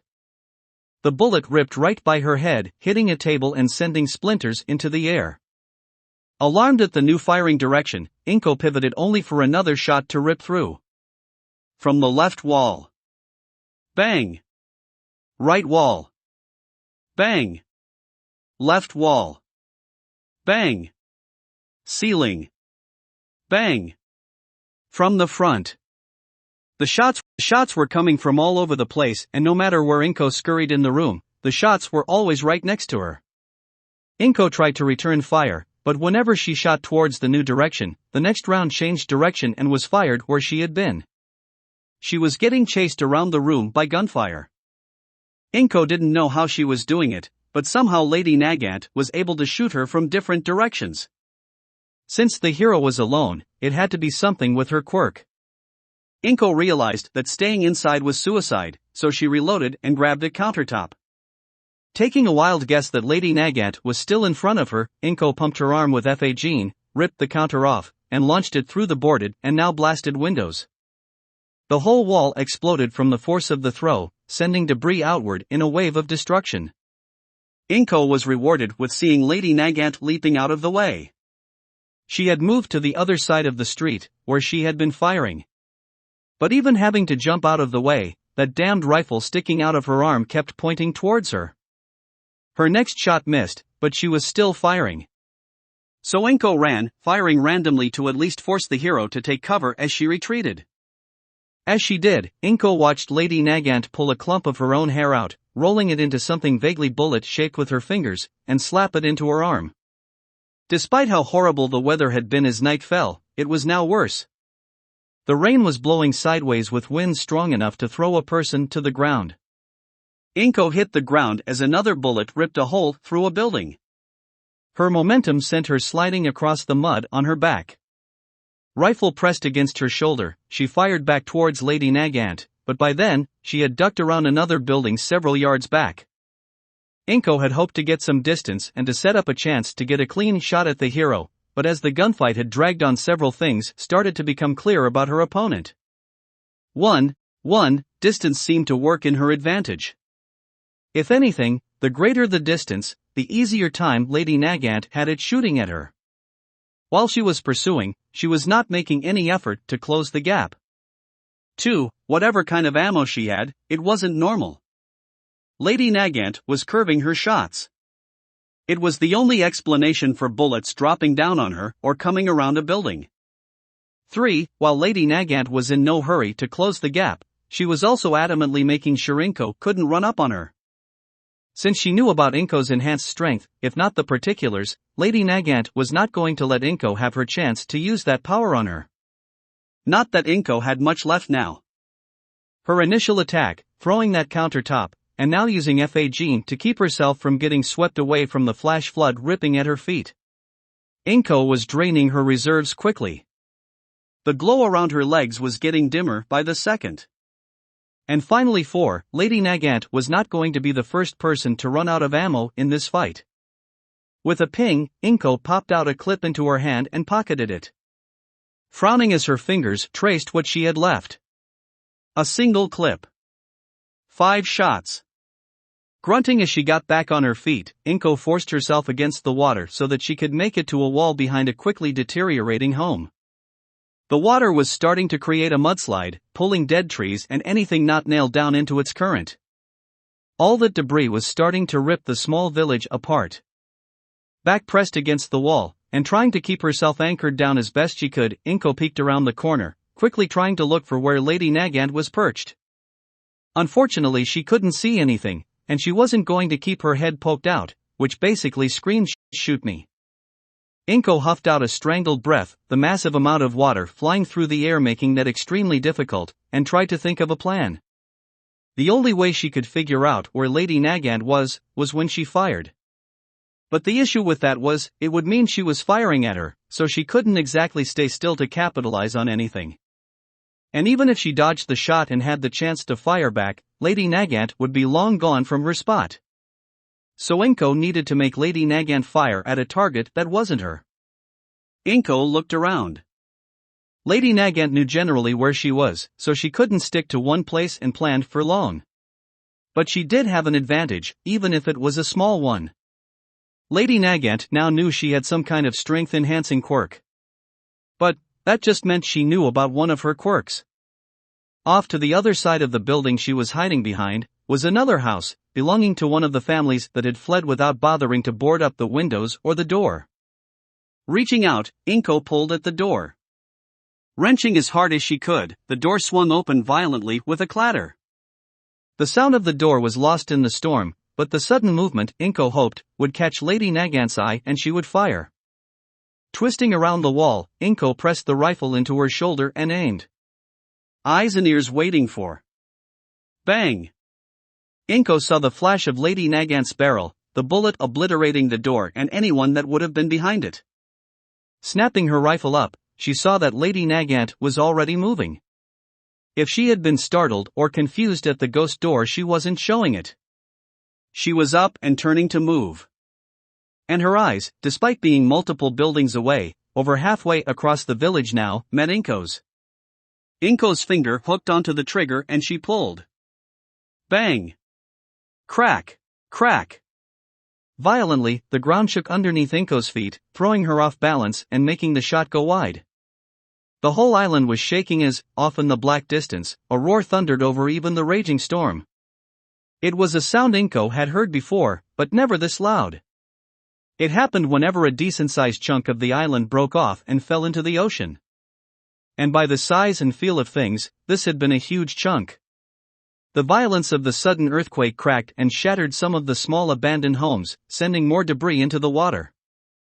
Thrown out into the open, Inko desperately raced along with the current now, just as another shot blasted the wall where she had been. With FA Jean pumping through her legs, and now going with the current, Inko put as much distance as she could between herself and Lady Nagant. Flushed out of the village, Inko clawed her way onto a mud-drenched hill and collapsed. She was now in the remains of the old forest. The old dead trees still had roots deep enough so they weren't getting swept away by the rain, but like everywhere now, the ground was almost liquefied. Even on her side, Inko could feel herself sinking. She had run as fast as she could, not paying attention to where she was going. She had come out this far determined to find a safe place to try and counterattack. But no matter how far she ran, she still hadn't been able to find that safe spot. Inko had long lost sight of Lady Nagant, but the constant shots that had hounded her made it clear that Lady Nagant hadn't lost sight of Inko. Inko supposed the horrific weather, howling winds, ever-present waterfall like rain, and the seemingly deteriorating island itself on top of the constant dark abyss that blanketed the island, was giving her a chance to jump from cover to cover quickly enough to not get shot. Unfortunately for Inko, it also made firing back all but impossible. Not that she hadn't tried. Out of her 5 shots, she was down to 1.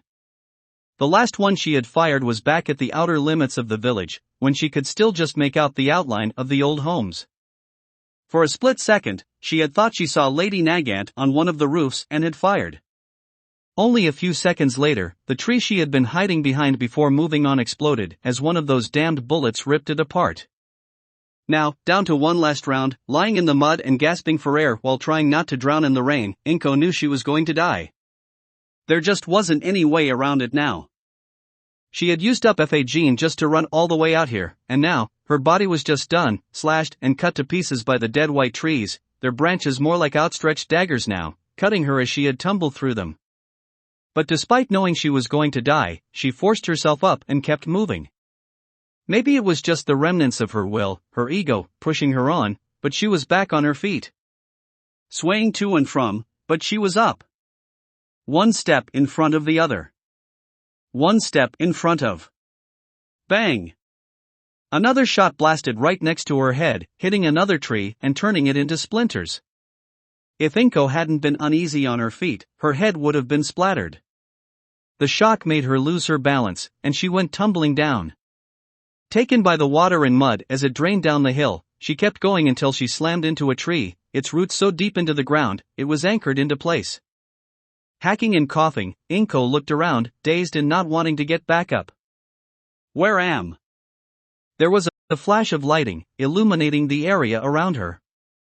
If Inko had the energy, she would have laughed. She had run, ducking and weaving, hiding and scurrying, all the way to the far edge of Alderon's great quarry.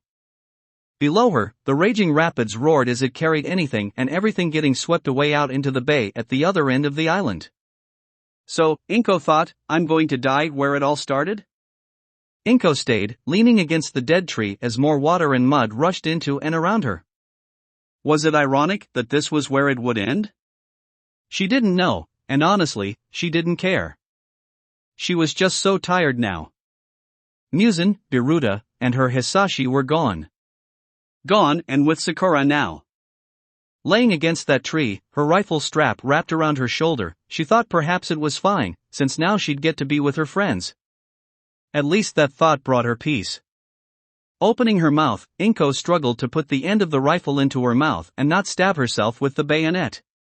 She was going to die, but she wasn't going to let that bitch be the one that killed her. Mouth over the cold metal barrel, Inko's thumb found the trigger and... Midoriya blood rages up at death, the fall is coming so hold your breath. Pamfrito's voice boomed in her head. Her ear rang from the old woman's voice, like the old crow had pinched her ear and screamed right into it. The fall is coming. So hold my breath? Inko pulled the rifle away and looked behind her. Down into the raging rapids. She looked, and despite everything, felt like she had enough energy to swear. Fuck you. You old hag, you can't mean. Fuck.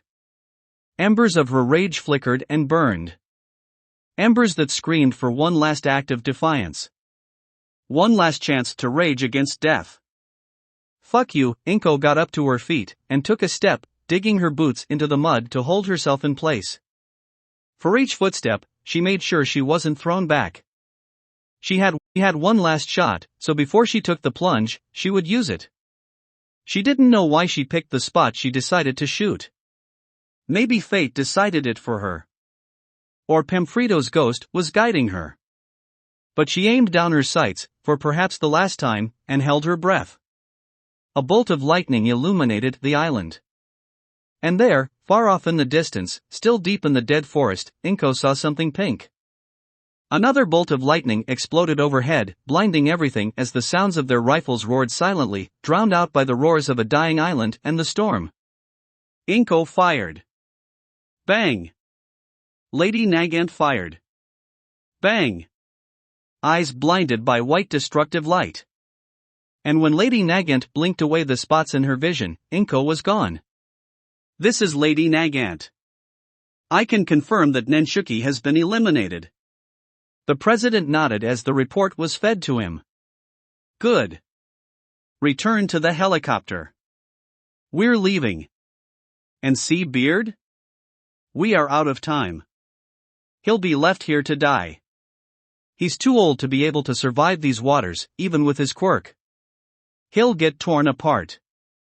The ground under Inko's feet had collapsed when she had fired, tossing her into the raging waters below. Before she hit, Inko clutched her rifle and did what Pamphredo had said.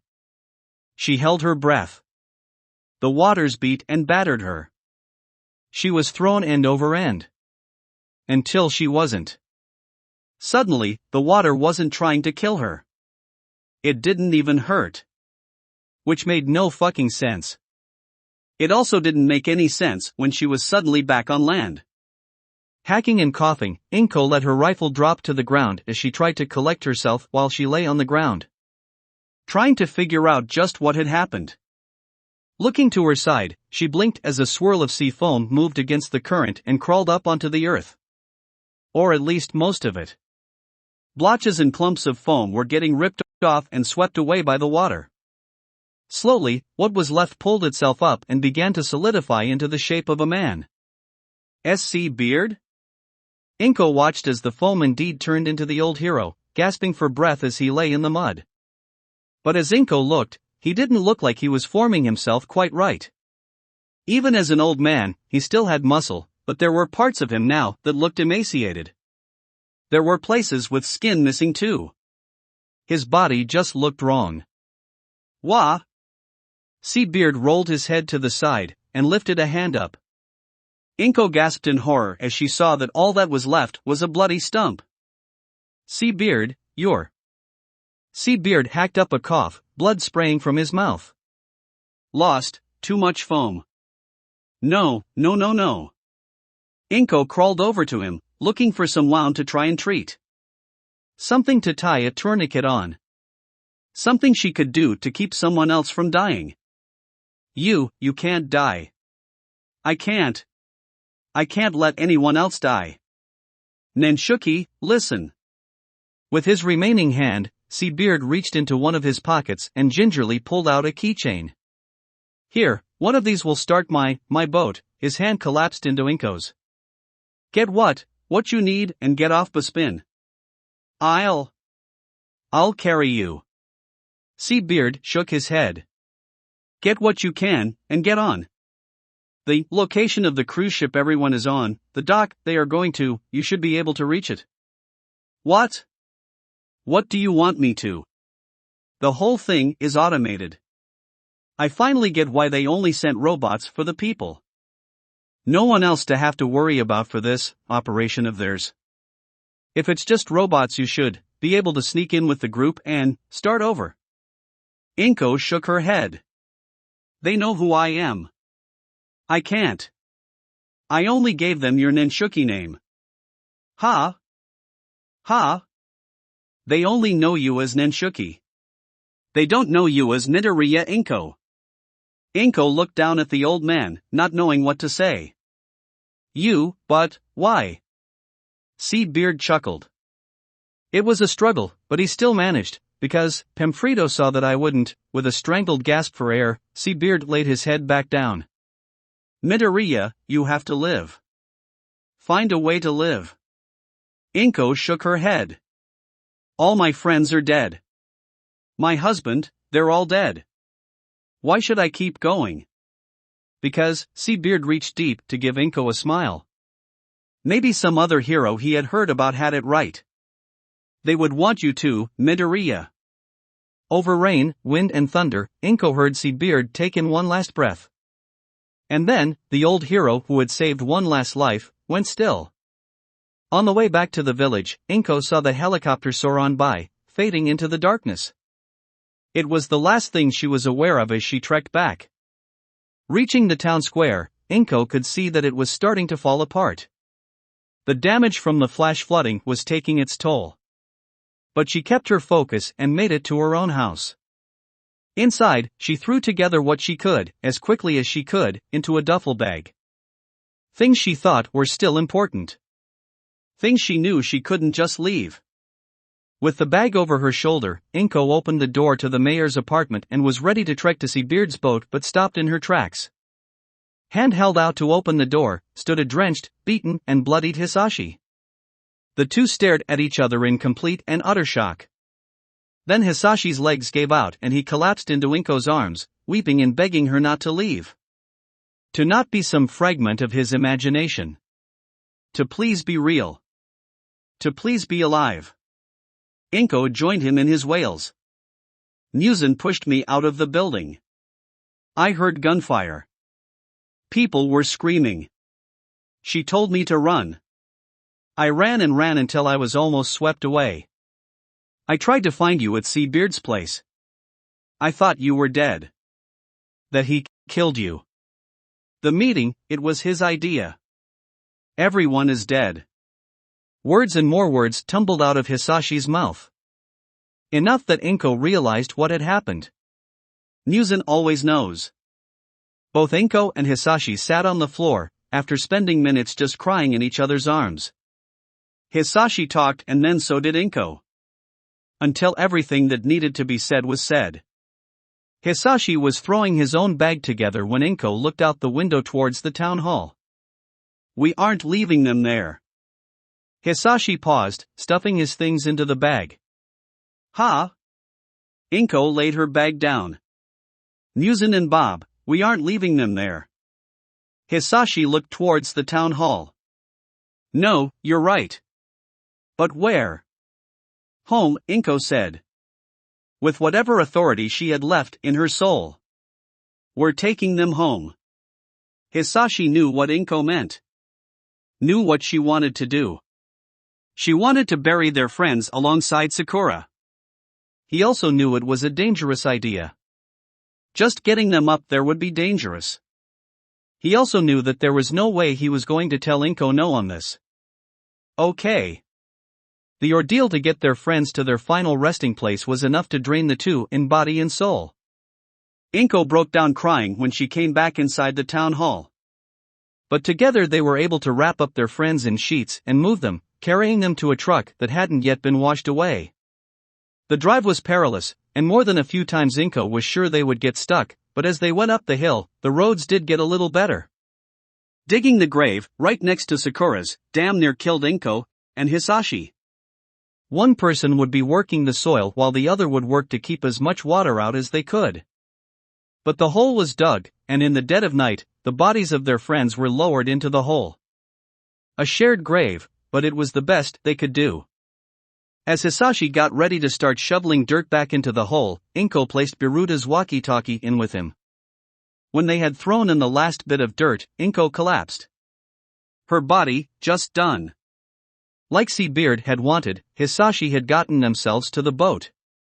When Inko finally came to, it was light out and Hisashi said they were getting near to the dock the cruise ship was supposed to come to. The small rescue boat had beaten the giant cruise ship in the rough seas, so they had time to plan on how they were going to get in. It was fortunate that as with everything else of the operation, the whole thing was done autonomously. Robots moved to and from the dock when the cruise ship arrived. Inko and Hisashi, wearing ragged hoodies to hide themselves from the rest of the passengers, slipped into the group without issue. Everyone was too shell-shocked to really care about anything else. When it was Inko and Hisashi's turn to report in, Inko took Seabeard's advice. Names? Midoriya Inko and Midoriya Hisashi. The robot made a few bleeps and boops before it printed out paperwork. Documents for them to sign and the instructions on how to start their new life. Walking away after it was all done, Inko overheard a radio playing the news, reporting on the massive storm that was just going to miss the mainland of Japan. In the report, it said that the small island of Bespin had collapsed in on itself due to overmining and the extreme weather. There were no reported survivors of the people that had remained. Hearing that, the last thread holding Inko together snapped, and she fell to her knees and cried.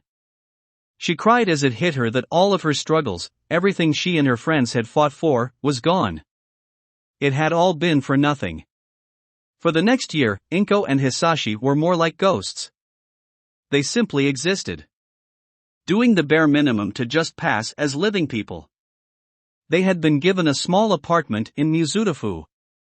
In that small place, Inko buried away anything that could remind her of her old life. Buried it and forgot it. The fire that had once burned so brightly in her soul was gone. Drowned and dead. She would get up, make a little breakfast and then just sit and do nothing.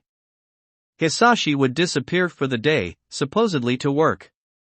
At least that was what he was supposed to do. Wake up. Eat breakfast. Do nothing. Eat lunch. Do nothing. Eat dinner. Sleep. It was a repeating cycle of nothingness. Lost in hopelessness, there was nothing else Inko could do. The only change in her day would be when she would have to go and buy groceries. She would walk to the store and pick out some small things. Just enough to live on. No one spoke to her there. No one wanted to be near the ghostly woman. They left her alone.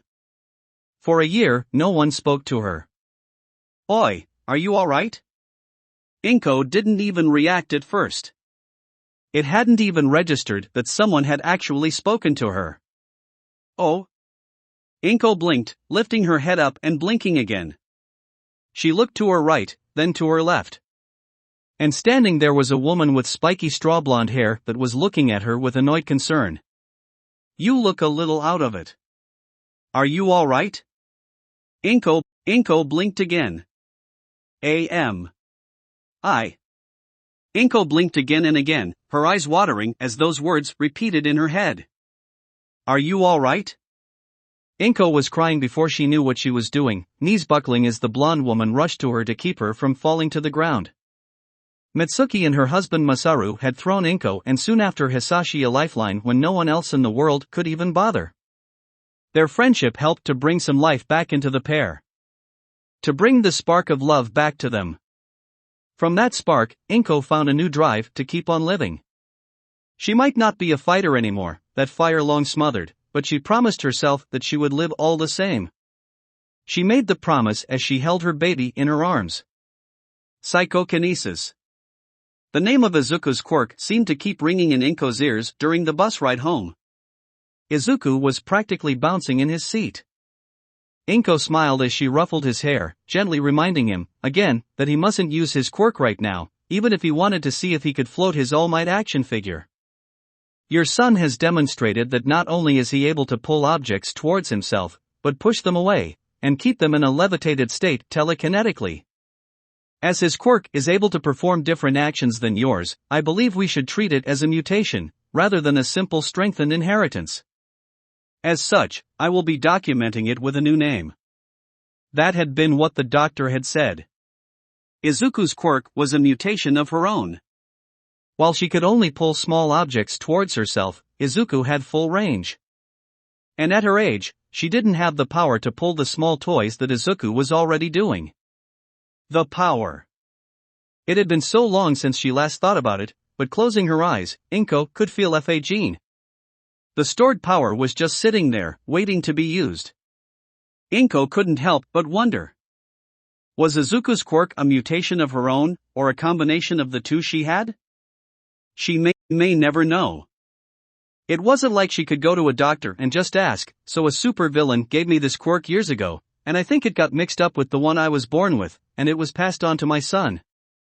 Is that possible? Also, I'm probably on the Hero Public Safety Commission's wanted list. Do you want to call the cops or should I? She also couldn't ask the person who gave it to her. Not like he gave her a number to call for troubleshooting or anything. Is Dad going to be home today? Izuku's question broke Inko out of her thoughts. You said you were going to call Dad. Izuku looked up at Inko, eyes big and smiling. I want to show him my quirk. Inko swallowed a lump in her throat before she smiled and nodded. Of course he is. He was so excited to hear the news. He'll be home for dinner tonight. Izuku cheered while Inko tried to make sure he stayed in his seat. It had been a strange phone call with Hisashi. Over the past few months, he had been spending a lot more time at work. On one hand, she was extremely proud of him. It had taken him such a long time to adjust to their new life. She knew he missed the life he had back at Bespin. Missed the respect and power he had worked for. He had gone through a few different jobs, not able to stand the people there. When he had gotten the job at Detnerat as an assembly line worker, Inko honestly didn't expect it to last. But now, a couple of years later, he was still there, and now putting in work and hours to make his way up the corporate ladder. The drive he had had back as her second in command was back. Now, no longer an assembly line worker, he was in the offices. She was so proud of him. But on the flip side, all the time he spent at work meant he had become distant. For months, more often than not, Inko would fall asleep in an empty bed and wake up to one too. They didn't talk anymore, not like they used to. The separation hurt. She had brought this up the last time he had been home. And it had led to a fight. Things had gotten so heated, she hadn't even noticed Mitsuki had come into their home and was separating them. So after that scuff-up, she was weary of making the call. But Hisashi needed to hear the good news. His initial reaction to her call was icy. But she powered past that and told him the news. The change was immediate. There was excitement and pride in his voice. He would of course get him as quickly as he could. Inko just had to hope this next step in their family's lives would help bridge the distance between herself and Hisashi. Some 10-odd years later, and nothing got better. The distance got worse, emotionally and physically. Hisashi now lived in the States, and whatever bond she and him once had, it might as well be gone. How? A few days after watching her son and his new best friend Ochako roll on the floor after getting accepted into UA, Inko had to deal with one of the more distasteful parts of her son going to such a prestigious school. Adjusting their budget to school expenses. And while UA covered almost everything, Inko knew it was still something that needed to be done. So that meant calling Hisashi and talking to him. Not fun. How what, Hisashi? Don't play games, Inko. How did he get into the hero course? Inko took a deep breath so that she wouldn't end up yelling and attracting her son's attention. By working and training. Getting professional training. Someone saw Izuku's potential. Someone stuck with him and helped him. Something you started to do, then quit. So you only have yourself to blame for that. It was an extra twist of the knife, but Inko was almost at the point of not caring. How Hisashi could just bring out the worst in her was beyond her understanding. The other end of the line was quiet for a bit before Hisashi sighed. Fine. It doesn't look like there is going to be that much of a change. I'll have what you need wired over after the call and the rest will be reflected in the checks I send you from now on. Inko was glad that it was settled so quickly. It seemed like this call was at least just going to be like ripping off a band-aid. Painful, quick and better to get it over with.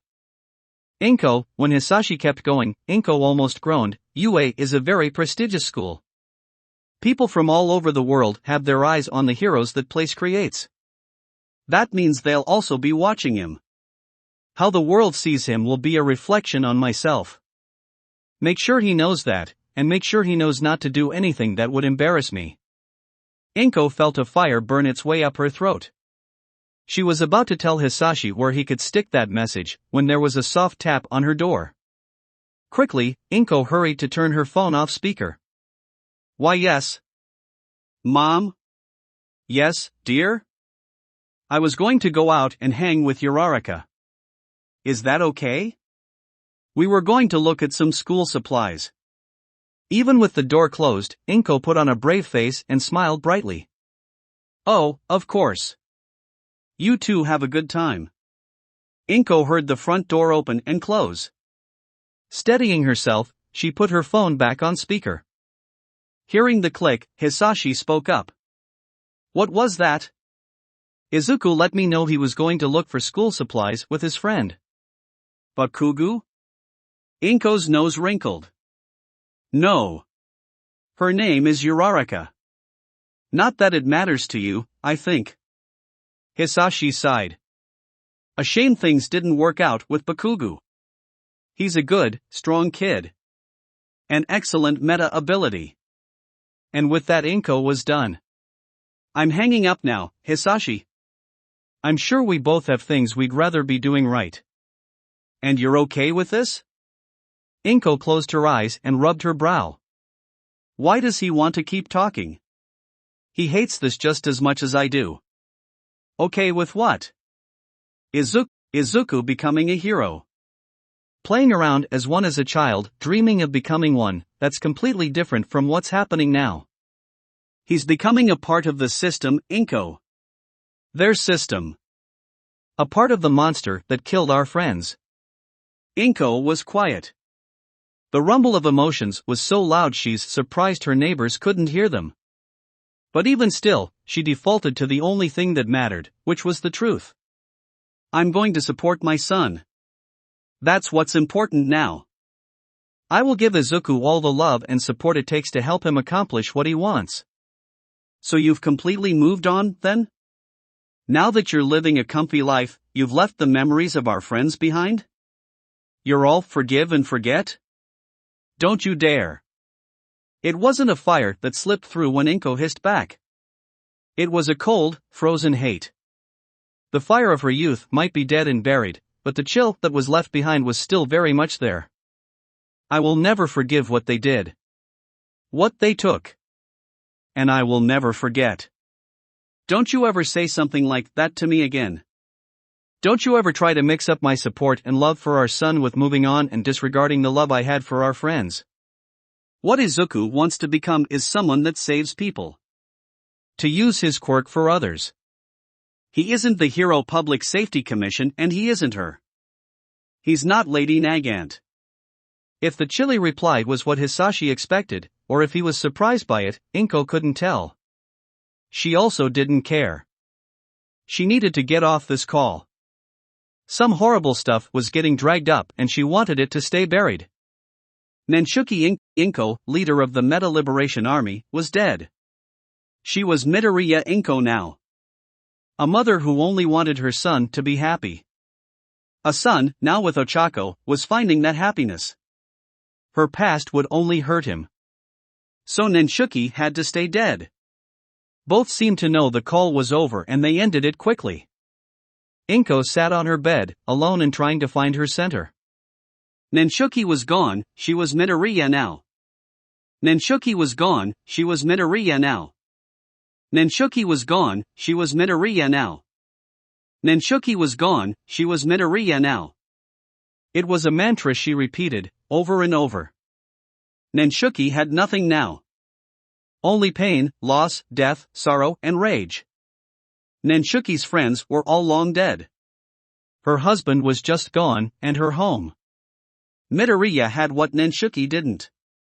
A home, friends, love and kindness, and a son. She had a son.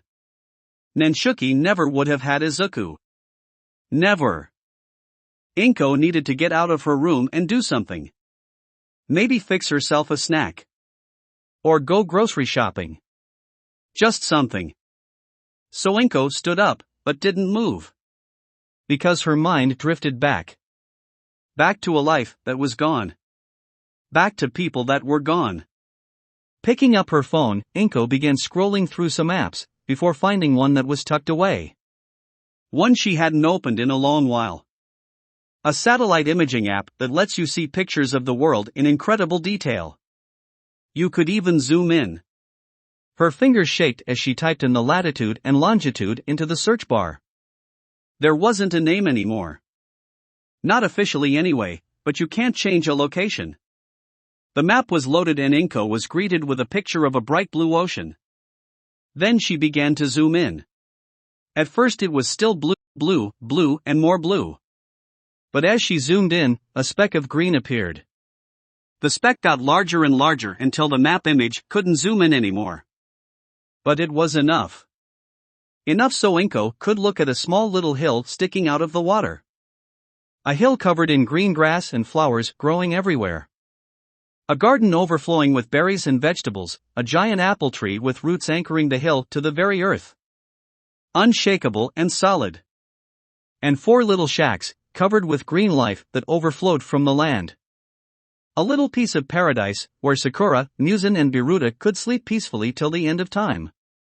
It was very late now, and Inko slipped the old Polaroid of her and her friends back into the old red book.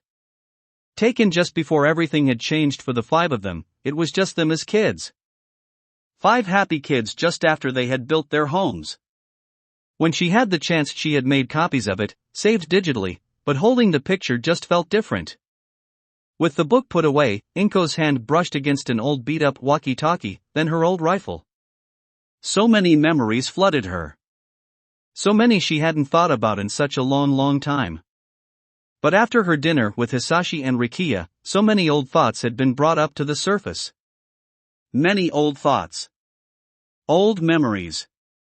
Sitting in her closet, hand running over the little cubby hole's contents had made those old memories feel fresh again. It hurt and made her sad, but thinking of her friends' smiling faces also filled her with warmth. They were gone but still with her. They would help her be strong again. Because Inko knew she had to be strong again. Hisashi was up to something. And whatever it was, whatever he was trying to rope Rikiya into, was not going to end well. More than likely he was trying to get them to start following Destro. It was insane, but she knew Hisashi missed the power he had back then. A man so interested in quirks was the perfect person for Hisashi to work his magic. It seemed insane, considering the risks to everyone, but Hisashi wasn't one to let risks stop him, an unfortunate lesson Inko had helped him learn years ago. But that wasn't Inko's main concern. Not now. Not after recalling so many things about her past. Recalling important things. Death comes. Midoriya blood calls to death, and the Reaper hears it from the depths. Death will come for Midoriya then, for times then once again. Fear the rage that you have stirred, or you'll drown amongst the animals' herd. As a demon offering a trade, a reward you must take for your aid. When land is gone and blood flows free, a two-faced killer you must flee. A hand of death is at your throat, blood will spill so the knife you must note. Then when Midoriya blood is thinned by half, the demon will come back to take the calf. Birth from fire 8 thrones hide, but fear the demon as he slips inside. Midoriya blood rages up at death, the fall is coming so hold your breath. Beyond death's pale hand I see no life, only the child that lives in strife. 8 thrones tall the torch is passed, the 9th grows strong with powers amassed. But beware the demon his hive is built, else the 9th will succumb to his guilt. Decay will rot and the wolf will howl, the fake will lie and scheme most foul. Betrayed and tricked the rider stalks, inside the sound the eyeless sees all that walks. Cut or stitched it mattered not, armed with rage the torch was passed when he thought it was all for naught. Rage and fear will cloud the mind, but do not break the love intertwined. A star's great love and strength beheld, the darkness beaten back and expelled. The devil saved from darkness pulled, a cruel love tempered and matured. 9th will fade as the 10th does rise, together as one until the 9th's reprise. With every step Midoriya takes, death's many hands creep up like snakes. Consumed by rage the twisted one comes, the path of death Midoriya must overcome. A web is sown from mistakes of the past, but the demon knows not the dice he cast. The first gift made to own flesh and bone, the second time set this path in stone. The 2 prophecies of Pemfredo. After Inko's stroll down memory lane, these 2 things now reverberated in her head. Over and over again. And perhaps, thanks to her being older, some things made more sense. A hand of death is at your throat, blood will spill, so the knife you must note. And, beyond death's pale hand I see no life, only the child that lives in strife.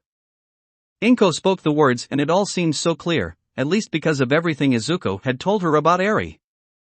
The man that had hurt her, his hands were white, and he could break things with them.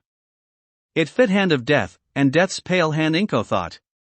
And the child that lives in strife, that was Eri. Inko had no doubt. Getting up, Inko closed the cubby hole and walked into her room. So I'm going to meet the person that hurt Eri, it made perfect sense to Inko. Standing in the middle of her room, Inko flexed her fingers into and out of a fist. Opened, closed. Opened, closed. She repeated the movement until her hand tightened into a fist and didn't open. She breathed in through her nose and then out through her mouth. Pop. She threw a quick little jab out to her side. She didn't even turn her body to throw it, so it wasn't a strong punch. At least it shouldn't have been. But Inko let just a sliver of Fa gene power it up, giving the skin on her arm just the ghost of a red glow, and small circles of energy spread out from where she had punched the air. The little amount hurts to use, like trying to move an arm or leg after sleeping on it for a long time. But she used it, the first time in decades Inko pulled on the reserves stored up. Her arm hurt even after just that quick little powered-up punch, but Inko wasn't sure she minded. After all, if she was going to teach herself to use Fa gene again, she was probably going to get pretty sore. But it would be worth it when she got to meet the man that had caused Eri so much pain. But while that part of her plan was pretty straightforward, everything else wasn't. Everything else made no sense to her, and it wasn't like she could ask anyone about it. The risk of people finding out who she was too great. And what that would do to Izuku and Eri, she didn't want to think about it. She was going to have to figure this out on her own. But speaking about Izuku, perhaps everything else didn't have her confused. Then when Midoriya blood is thinned by half, the demon will come back to take the calf. She knew what this meant now. As a mother she knew.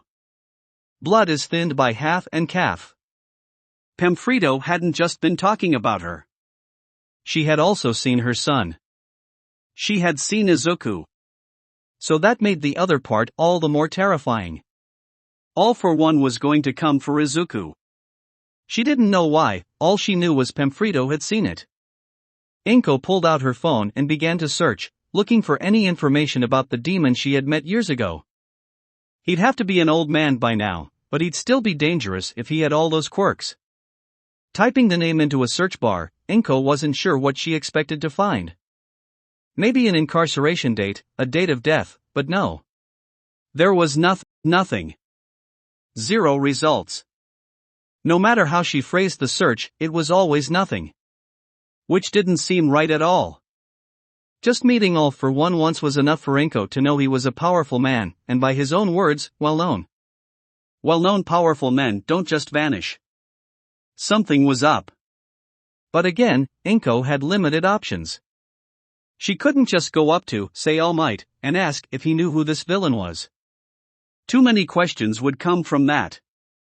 He was a hero, and would do the right thing. What Inko needed was a source of information that wouldn't turn on her and would have no problem lying and not asking questions. But Inko didn't know anyone like. Oh. Flicking her phone to her contacts, Inko's finger hovered over the screen. She had made sure to get some numbers in case of an emergency. Which this was, but this was also manipulative, what she was about to do. She was taking advantage of someone just to try and get some information. Information that could help keep her son alive, but it was still manipulative. Even if the girl did love her son. Tapping the name, Inko put her phone up to her ear. After a few rings, Inko worried that perhaps she was asleep. It was very late. Then the phone clicked. Hello, Mrs. Midoriya? Inko smiled and made sure her voice was as bright and cheery as she could. Hello, Toga. I'm sorry for calling you so late. No, it's alright, I was an asshole, she was interrupted by a long yawn. Okay, I was asleep. Sorry. It's fine, is everything okay? Can't think of the last time you called me. Was there an issue with your dinner? That was tonight, right? Is Izuku okay? Ochako? Eri? Everyone's fine. Dinner went fine. They enjoyed the food and there wasn't any drama. Oh. That's good. I'm sure I'll hear an update from them tomorrow. I'm sure you will. Do you mind if I ask what this is about then? Inko closed her eyes and hoped she'd be able to ask for forgiveness later. You love my son, don't you? I do. No hesitation at all. Inko was impressed. The girl wasn't afraid to admit anything. And you'd be willing to do anything to protect him, Tim? Yes. Inko could hear the tone in Himiko's voice change. It wasn't drowsy anymore. She was alert. Including lying? To who? Everyone. Mrs. Midoriya, are you in danger? Is someone threatening you? No. No one is threatening me, I just need to know that this conversation will stay between us. Only us. Done. That, Inko thought, was fast. Not that she was unhappy with how quickly Himiko agreed. Went to show that she was just a different person, and when her priorities pointed in a certain way, she didn't much care about anything else. And her priorities had a habit of revolving around Izuku. Toga, when you lived on the streets, with that villain. Stain. I'm sure you heard a lot. Heard a lot about other villains? You hear rumors. It's not like there's a social media page for villains. But word gets around. Why? Inko took a breath. When I was younger. A lot younger, I ran into a villain. I remember him being powerful and he had an air about him. Like he was famous or something. My childhood got brought up tonight and it made me think of this person. I was curious about what happened to them and, well, it's like he doesn't exist.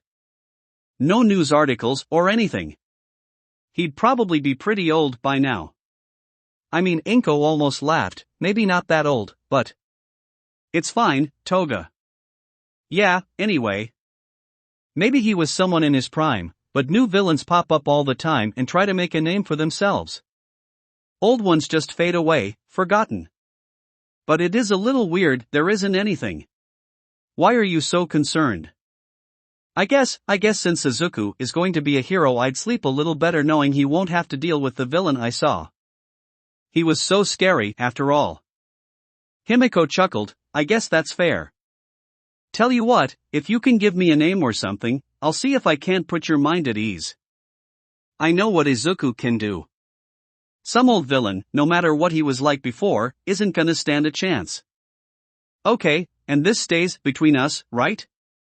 I might have been a little naughty back in the day when we crossed paths. Himiko laughed. Don't want Izuku to know his mommy was sneaking out at night and being truant, huh? Or Toshinori, maybe? Inko, despite the serious conversation, sputtered. Which just made Himiko laugh harder. Sorry. It's just, I saw you two at the sports festival and it was pretty cute. While Himiko laughed, Inko rubbed the bridge of her nose, trying not to think of why the two of them looked so cute together. Can I give you the name now? Himiko calmed down enough. Yeah. I promise, this will be our little secret. Thank you, Toga. Inko knew the relief in her voice was plain to hear. So what's this guy's name? Inko took a breath to steady herself. All for one. That will be it for this part. I hope everyone enjoyed. If you did, please leave a like and comment if you want part 45. If you want to hear more from me, subscribe. I hope to see you all in the next one.